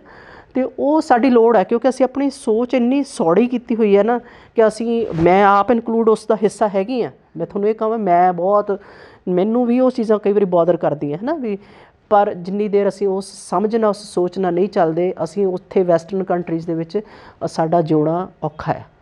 ਅਤੇ ਉਹ ਸਾਨੂੰ ਇਸ ਤਰ੍ਹਾਂ ਸੋਚ ਸਮਝ ਕੇ ਅਡੋਪਟ ਕਰਨੀ ਚਾਹੀਦੀ ਹੈ ਉਹ ਲਾਈਫ, ਕਿ ਜਿਹਦੇ 'ਚ ਸਾਡਾ ਨੁਕਸਾਨ ਵੀ ਨਾ ਹੋਵੇ, ਸਾਡੀਆਂ ਅਗਲੀਆਂ ਪੀੜ੍ਹੀਆਂ ਵੀ ਸੁਰੱਖਿਅਤ ਰਹਿਣ, ਅਤੇ ਇੱਕ ਬੈਲੈਂਸ ਜਿਹਾ ਵਧੀਆ ਜਿਹਾ ਬਣਿਆ ਰਹੇ, ਜਿਹਦੇ 'ਚ ਸਾਡੀ ਵੀ ਪ੍ਰਵਾਨਗੀ ਹੋਵੇ ਅਤੇ ਅਸੀਂ ਵੀ ਉਹਨਾਂ ਨੂੰ ਵੀ ਪ੍ਰਵਾਨਗੀ ਦਈਏ, ਹੈ ਨਾ। ਬਿਲਕੁਲ। ਹਾਂਜੀ, ਜਿਹੜੀ ਇਹ ਕਿਤਾਬ ਆ ਤੁਹਾਡੀ, ਹੈ ਨਾ, ਲੱਠੇ ਲੋਕ ਲਾਹੌਰ ਦੇ, ਅਤੇ ਇਹ ਮੈਂ ਪੜ੍ਹੀ ਆ, ਮਤਲਬ ਜਿਹੜੇ ਸਾਡੇ ਸੁਣਨ ਵਾਲੇ ਨੇ ਉਹਨਾਂ ਨੇ ਸ਼ਾਇਦ ਹਾਲੇ ਤੱਕ ਕਈਆਂ 'ਚੋਂ ਨਹੀਂ, ਕਈ ਲੋਕਾਂ ਨੇ ਪੜ੍ਹੀ ਹੋਣੀ। ਇੱਕ ਰੰਗ ਸਾਨੂੰ ਸਿਆਸਤ ਦਿਖਾਉਂਦੀ ਆ, ਹੈ ਨਾ, ਉਹ ਅਸੀਂ ਹਮੇਸ਼ਾ ਜਾਣਦੇ ਹਾਂ ਕਿ ਉਹ ਇੱਕ ਲਾਲ ਹੀ ਰੰਗ ਹੁੰਦਾ, ਕਿ ਉੱਧਰੋਂ ਗੋਲੀਆਂ ਚੱਲਦੀਆਂ ਨੇ ਅਤੇ ਇੱਧਰੋਂ ਚੱਲਦੀਆਂ ਨੇ, ਹੈ ਨਾ। ਪੋਲੀਟਿਕਸ ਸਾਨੂੰ ਇਹੀ ਸਮਝਾਉਂਦੀ ਹੈ ਕਿ ਮਤਲਬ ਦੁਨੀਆ ਦੇ ਕਿਸੇ ਮੁਲਕ ਨਾਲ ਵੀ ਤੁਹਾਡੀ ਸਾਂਝ ਹੋ ਸਕਦੀ ਆ, ਪਰ ਪਾਕਿਸਤਾਨ ਤੋਂ ਅਸੀਂ ਇੱਕ ਕੋਰੀਅਰ ਵੀ ਰਿਸੀਵ ਨਹੀਂ ਕਰ ਸਕਦੇ, ਹੈ ਨਾ। ਤੁਸੀਂ ਜਾ ਕੇ ਆਏ ਅਤੇ ਸਿਆਸਤ ਤੋਂ ਪਿੱਛੇ ਜਾਂ ਉਸ ਸਾਰੇ ਮਾਹੌਲ ਤੋਂ ਪਿੱਛੇ ਤੁਸੀਂ ਕਿਵੇਂ ਦਾ ਲਾਹੌਰ ਵੇਖਿਆ? ਮੈਨੂੰ ਤਾਂ ਬਿਲਕੁਲ ਆਪਣਾ ਹੀ ਲੱਗਿਆ। ਮੈਨੂੰ ਜਿਹੜੀ ਆਪਾਂ ਤੁਸੀਂ ਗੱਲ ਕਹਿੰਦੇ ਹੋ ਕਿ ਮੀਡੀਆ 'ਚ ਜੋ ਕਹਿ ਲਓ, ਜਾਂ ਪੋਲੀਟਿਕਸ ਨੇ, ਜੋ ਸਿਆਸਤ ਨੇ ਜੋ ਵੀ ਆਪਣਾ ਰੋਲ ਨਿਭਾਇਆ, ਉਹ ਮੈਨੂੰ ਸਿਰਫ ਇੱਕ ਸਵਾਰਥੀ ਲੱਗਦਾ ਹੈ, ਕਿ ਕੁਰਸੀਆਂ ਨੂੰ ਮੱਲਣ ਵਾਲੀ ਜਿਹੜੀ ਇੱਕ ਸਿਆਸਤ ਸਾਡੇ ਲੀਡਰ ਖੇਡ ਰਹੇ ਨੇ। ਉਸ ਟਾਈਮ ਵੀ ਖੇਡੀ ਹੈ, ਜਦੋਂ ਵੰਡਿਆ ਉਦੋਂ ਵੀ ਖੇਡੀ ਹੈ। ਉਹਨਾਂ ਨੂੰ ਆਪੋ ਤਾਂ ਆਪਸੀ ਉਹਨਾਂ ਨੇ ਲੋਕਾਂ ਦਾ ਨਹੀਂ ਦੇਖਿਆ, ਲੋਕ ਵੰਡੇ ਗਏ। ਮੈਂ ਕਹਿੰਦੀ ਕਿ ਪੰਜਾਬ ਨੂੰ ਜਿਸ ਤਰ੍ਹਾਂ ਆਪਾਂ ਕੇ ਫਾੜ ਕੇ 2 ਉਹਦੇ ਕਰ ਦਿੱਤੇ, ਟੁਕੜੇ ਕਰ ਦਿੱਤੇ, ਲੋਕਾਂ ਨੇ ਬੋਲੀ ਖੋਈ, ਲੋਕਾਂ ਨੇ ਟੋਲਰੈਂਸ ਖੋਈ। ਕਿੱਥੇ ਅਸੀਂ ਇਕੱਠੇ ਰਹਿੰਦੇ ਸੀ, ਇੱਕ ਦੂਜੇ ਨੂੰ ਟੋਲਰੇਟ ਕਰਦੇ ਸੀ, ਅਸੀਂ ਵੀ ਈਦ ਮਨਾ ਕੇ ਉਹਨਾਂ ਨੂੰ ਜੱਫੀਆਂ ਪਾ ਕੇ ਮੁਬਾਰਕਾਂ ਦਿੰਦੇ ਸੀ, ਉਹ ਸਾਨੂੰ ਵੀ ਦਿੰਦੇ ਸੀ, ਹੈ ਨਾ। ਫਿਰ ਅਸੀਂ ਆਪਣੀਆਂ ਬੋਲੀਆਂ, ਲੋਕ ਵਿਰਸਾ, ਗੀਤ, ਸਭ ਕੁਝ ਖੋਇਆ। ਉਹਦਾ ਨੁਕਸਾਨ ਤਾਂ ਸਾਨੂੰ ਹੋਇਆ ਨਾ। ਜਿਹੜੇ ਲੋਕ ਸਿਰਫ ਸਮੇਂ ਦੇ ਨਾਲ ਕੁਰਸੀਆਂ 'ਤੇ ਬਹਿ ਕੇ ਆਪਦੇ ਰਾਜ ਕਰਕੇ ਤੁਰਦੇ ਲੱਗੇ, ਉਹਨਾਂ ਨੂੰ ਤਾਂ ਕੋਈ ਫਰਕ ਨਹੀਂ ਪਿਆ, ਉਹ ਤਾਂ ਆਪਣੀਆਂ ਜ਼ਿੰਦਗੀਆਂ ਬਣਾ ਗਏ। ਮੈਂ ਹੁਣ ਵੀ ਉੱਥੇ ਜਾ ਕੇ ਮੈਂ ਦੇਖਦੀ ਹਾਂ, ਕਿਉਂਕਿ ਜਦੋਂ ਵੈਸਟਰਨ ਕੰਟਰੀਜ਼ 'ਚ ਤੁਸੀਂ ਜਾਂਦੇ ਹੋ, ਉੱਥੇ ਕੋਈ ਸਪੈਨਿਸ਼ ਮਿਲਦਾ ਤੁਹਾਨੂੰ, ਕੋਈ ਮਿਲਦਾ, ਲੋਕਾਂ ਦੀ ਤੁਹਾਨੂੰ ਸਮਝ ਨਹੀਂ ਆਉਂਦੀ, ਲੋਕਾਂ ਦੇ ਰੰਗ ਢੰਗ, ਪਹਿਰਾਵੇ, ਬੋਲੀ ਬਾਣੀ ਸਭ ਅਲੱਗ। ਉੱਥੇ ਪਾਕਿਸਤਾਨੀ ਕੋਈ ਮਿਲ ਜਾਂਦਾ ਨਾ, ਪੰਜਾਬੀ ਬੋਲਦਾ, ਲੱਗਦਾ ਸਾਡਾ ਹੀ ਹੈ ਤਾਂ। ਬਿਲਕੁਲ, ਠੀਕ ਹੈ ਨਾ। ਇਹ ਚੀਜ਼ ਦਾ ਫ਼ਰਕ ਤੁਹਾਨੂੰ ਬਾਹਰ ਨਿਕਲ ਕੇ ਪਤਾ ਲੱਗਦਾ। ਅਤੇ ਮੈਨੂੰ ਵੀ ਸ਼ਾਇਦ ਕੈਨੇਡਾ ਰਹਿਣ ਕਰਕੇ, ਉੱਥੇ ਬਹੁਤ ਉੱਪਰੇ ਲੋਕਾਂ 'ਚ ਰਹਿ ਕੇ ਮੈਨੂੰ ਆਪਣਿਆਂ ਦੀ ਸਮਝ ਆਈ ਕਿ ਆਪਣਾ ਕੀ ਹੁੰਦਾ, ਆਪਣਾ ਕੌਣ ਹੈ, ਜਿਹੜਾ ਸਾਡੀ ਬੋਲੀ ਬੋਲਦਾ, ਸਾਡੇ ਵਾਲਾ ਪਹਿਰਾਵਾ, ਸਾਡੇ ਵਰਗੀ ਜ਼ਮੀਨ 'ਤੇ, ਸਾਡੇ ਵਰਗੇ ਮੌਸਮ ਹੰਡਾਉਂਦਾ, ਸਾਡੇ ਵਰਗੇ ਖਾਣੇ ਖਾਂਦਾ, ਸਾਡੇ ਵਰਗੇ ਰੀਤੀ ਰਿਵਾਜ ਕਰਦਾ, ਹੈ ਨਾ। ਸੋ ਜਿਹਦਾ ਕੁਛ ਇੰਨਾ ਸਾਡੇ ਨਾਲ ਮਿਲਦਾ ਹੋਵੇ, ਉੱਪਰਾ ਕਿਵੇਂ ਹੋ ਸਕਦਾ। ਅੱਛਾ, ਫਿਰ ਉੱਥੇ ਜਾਂਦੇ ਸੀ, ਜਿਵੇਂ ਤੁਸੀਂ ਕਿਸੇ ਬਜ਼ੁਰਗ ਨੂੰ ਮਿਲਦੇ ਹੋ ਨਾ, ਉਹ ਜਿਵੇਂ ਆਪਣੀਆਂ ਮਾਵਾਂ ਸਿਰ ਪਲੋਸਦੀਆਂ, ਪਿਆਰ ਦਿੰਦੀਆਂ, ਹੈ ਨਾ, ਗੱਲਬਾਤ ਉਵੇਂ। ਅਤੇ ਫਿਰ ਉਹ ਲੋਕਾਂ ਨੂੰ ਬਹੁਤ ਇਹ ਫਿਕਰ ਹੁੰਦਾ ਕਿ ਇਹ ਵਿਛੜੀ ਧਰਤੀ ਤੋਂ ਜੇ ਆਪਾਂ ਨੂੰ ਕੋਈ ਚੀਜ਼ ਨਾ ਮਿਲੇ, ਆਪਾਂ ਨੂੰ ਤਾਂ ਕਿੰਨੀ ਤਾਂਘ ਹੁੰਦੀ ਹੈ। ਉਹਨਾਂ ਨੂੰ ਵੀ ਅਸੀਂ ਨਹੀਂ ਜਾ ਸਕਦੇ। ਅੱਛਾ, ਦਿੱਲੀ ਕਿਹੋ ਜਿਹਾ ਹੈ ਨਾ, ਚੰਡੀਗੜ੍ਹ ਕਿਹੋ ਜਿਹਾ, ਇਹੋ ਜਿਹੇ ਲੋਕ ਨੇ, ਇਹੋ ਜਿਹੇ ਲੋਕ ਬੋਲਦੇ ਆ, ਇਹੋ ਜਿਹੀਆਂ ਦੁਕਾਨਾਂ ਨੇ, ਹੈ ਨਾ। ਉਹ ਕਰਿਓਸਿਟੀ ਹੈ ਨਾ ਜਿਹੜੀ, ਉਹ ਬਹੁਤ ਸਾਨੂੰ ਨੇੜੇ ਲੈ ਕੇ ਵੀ ਆਉਂਦੀ ਹੈ, ਜਿੱਥੇ ਦੂਰ ਕੀਤੇ ਨੇੜੇ ਵੀ ਲੈ ਕੇ ਆਉਂਦੀ ਹੈ। ਬਾਕੀ ਮੈਨੂੰ ਤਾਂ ਉੱਥੇ ਜਾ ਕੇ ਤਾਂ ਬਹੁਤ ਚੰਗਾ ਲੱਗਦਾ ਕਿ ਸਾਡਾ ਤਾਂ ਮੱਕਾ ਉਹੀ ਹੈ ਨਾ, ਨਨਕਾਣਾ ਸਾਹਿਬ ਜਾਣਾ, ਉਸ ਧਰਤੀ 'ਤੇ ਜਾਣਾ। ਫਿਰ ਤੁਸੀਂ ਕੰਪੇਅਰ ਕਰਦੇ ਹੋ, ਅੱਛਾ ਮੈਂ ਇੰਨੀ ਵਡਭਾਗੀ ਹਾਂ, ਮੈਂ ਤਾਂ ਆ ਗਈ ਆ, ਜਿਹੜੇ ਉਹ ਮਗਰ ਤਰਸਦੇ ਨੇ ਉਹ ਆ ਨਹੀਂ ਸਕਦੇ ਹੈ ਨਾ। ਅਤੇ ਉਹ ਤਾਂ ਅੰਦਰ ਇੱਕ ਹੋਰ ਖੁਸ਼ੀ। ਦੂਸਰਾ ਉਹਨਾਂ ਦਾ ਜਿਹੜਾ ਮਹਿਮਾਨ ਨਵਾਜ਼ੀ ਦਾ ਤਰੀਕਾ ਉਹ ਬਹੁਤ ਅੱਛਾ। ਉਹ ਤੁਹਾਨੂੰ ਵਾਕਈ ਇਹ ਫੀਲ ਕਰਾਉਂਦੇ ਨੇ ਕਿ ਤੁਸੀਂ ਬਹੁਤ ਸਪੈਸ਼ਲ ਹੋ, ਤੁਸੀਂ ਆਏ ਹੋ, ਅਸੀਂ ਇੱਕ ਇੱਕ ਪਲ ਤੁਹਾਡਾ ਯਾਦਗਾਰੀ ਬਣਾ ਕੇ ਦੇਣਾ। ਇਹ ਪੱਖ ਉਹਨਾਂ ਦੇ ਵਿੱਚ ਮੈਨੂੰ ਲੱਗਦਾ ਸਾਡੇ ਨਾਲੋਂ ਜ਼ਿਆਦਾ ਹੈ। ਇਹ ਮੈਂ ਕਿਤਾਬ ਦੇ ਵਿੱਚ ਵੀ ਤੁਸੀਂ ਪੜ੍ਹਿਆ ਹੋਣਾ।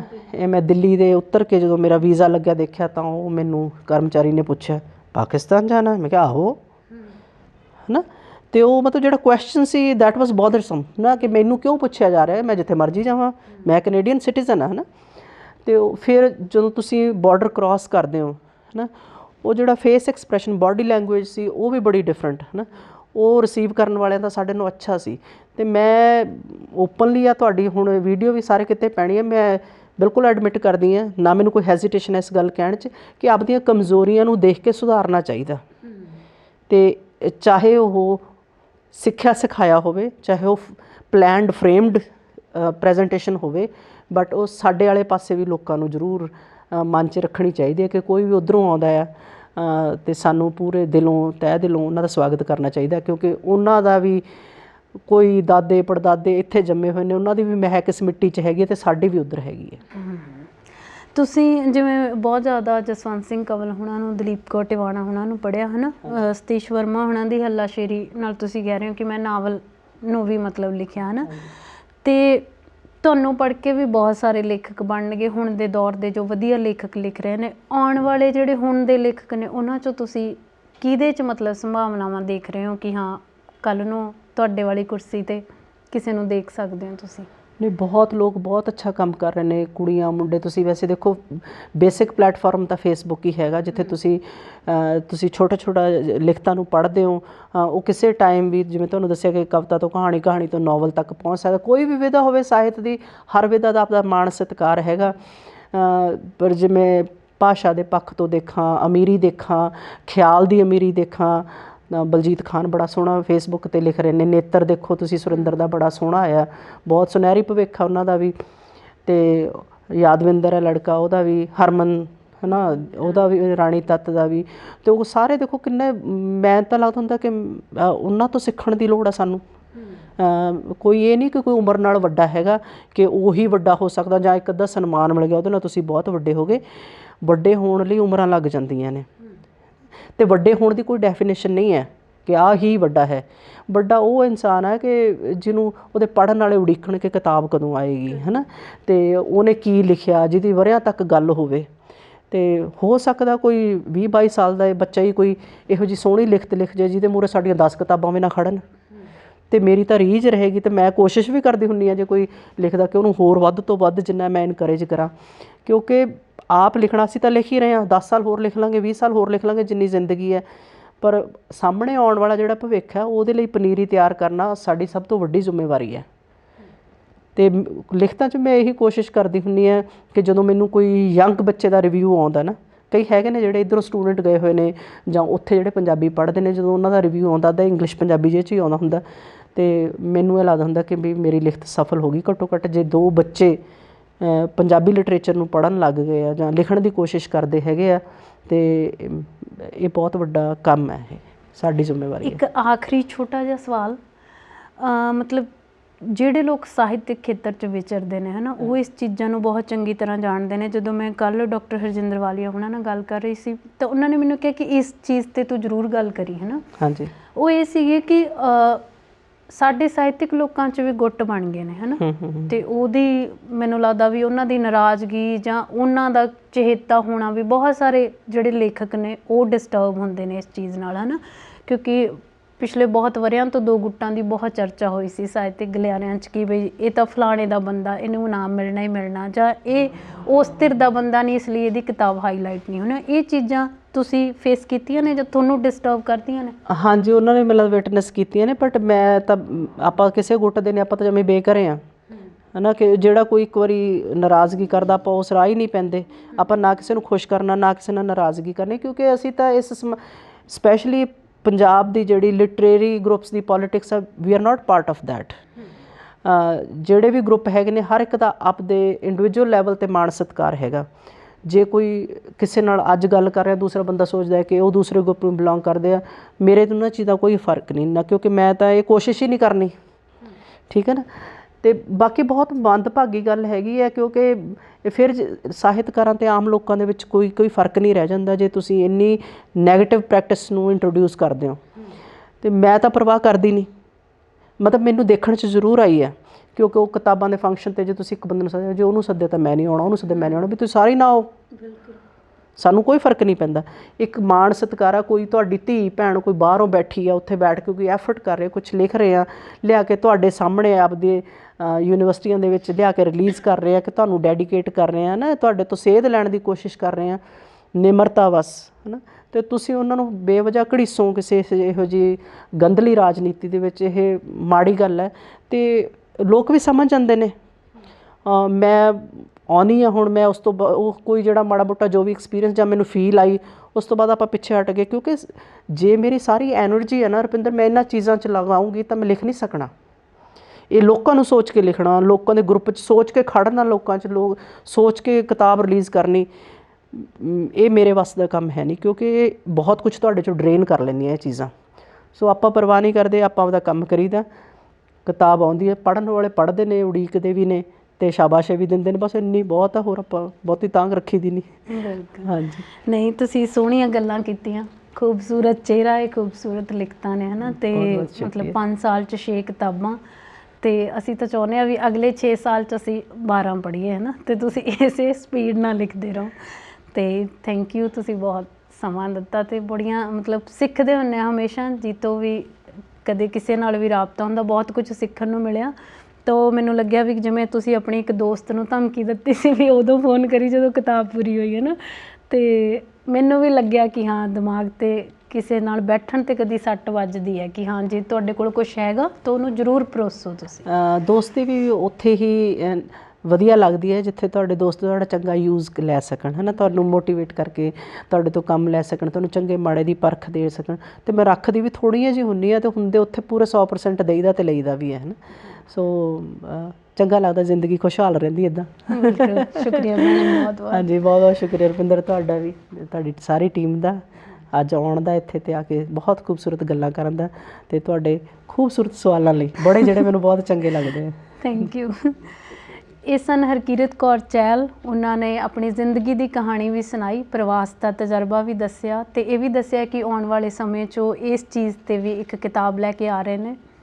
ਸੋਹਣੀਆਂ ਕਿਤਾਬਾਂ ਨੇ ਉਹਨਾਂ ਦੀਆਂ, ਤੁਸੀਂ ਜ਼ਰੂਰ ਪੜ੍ਹਿਓ, ਕਿਉਂਕਿ ਕਿਸੇ ਦਾ ਬਹੁਤ ਚੰਗਾ ਤਜਰਬਾ ਕਈ ਵਾਰੀ ਸਾਡੀ ਜ਼ਿੰਦਗੀ ਦੇ ਵਿੱਚ ਬਹੁਤ ਚੰਗਾ ਮੋੜ ਜਾਂ ਤਬਦੀਲੀ ਲੈ ਕੇ ਵੀ ਆਉਂਦਾ ਹੈ। ਬਹੁਤ ਸਾਰੀਆਂ ਗੱਲਾਂ ਸਾਹਿਤ ਬਾਰੇ ਅਕਸਰ ਹੁੰਦੀਆਂ ਨੇ, ਇਨਾਮਾਂ ਦੇ ਜੁਗਾੜਾਂ ਬਾਰੇ ਗੱਲਾਂ ਹੁੰਦੀਆਂ ਨੇ, ਗੁੱਟਾਂ ਬਾਰੇ ਗੱਲਾਂ ਹੁੰਦੀਆਂ ਨੇ, ਪਰ ਫਿਰ ਵੀ ਉਸ ਤੋਂ ਪਾਰ ਇਹ ਚੀਜ਼ ਹੁੰਦੀ ਹੈ ਕਿ ਲੇਖਕ ਦੀ ਜੋ ਕਿਰਤ ਆ, ਉਹਦੀ ਬਹੁਤ ਵੱਡੀ ਮਿਹਨਤ ਹੁੰਦੀ ਹੈ, ਉਹਦਾ ਬਹੁਤ ਵੱਡਾ ਤਜਰਬਾ ਹੁੰਦਾ, ਉਹ ਹਰ ਸਾਹਿਤ ਨੂੰ ਚਾਹੁਣ ਵਾਲੇ ਪਾਠਕ ਤੱਕ ਜ਼ਰੂਰ ਜਾਣਾ ਚਾਹੀਦਾ। ਇਹੀ ਸਾਡੀ ਕੋਸ਼ਿਸ਼ ਹੁੰਦੀ ਆ, ਤਾਂ ਹੀ ਅਸੀਂ ਇਹੋ ਜਿਹੀਆਂ ਸ਼ਖਸੀਅਤਾਂ ਨੂੰ ਤੁਹਾਡੇ ਰੂਬਰੂ ਲੈ ਕੇ ਆਉਂਦੇ ਹਾਂ।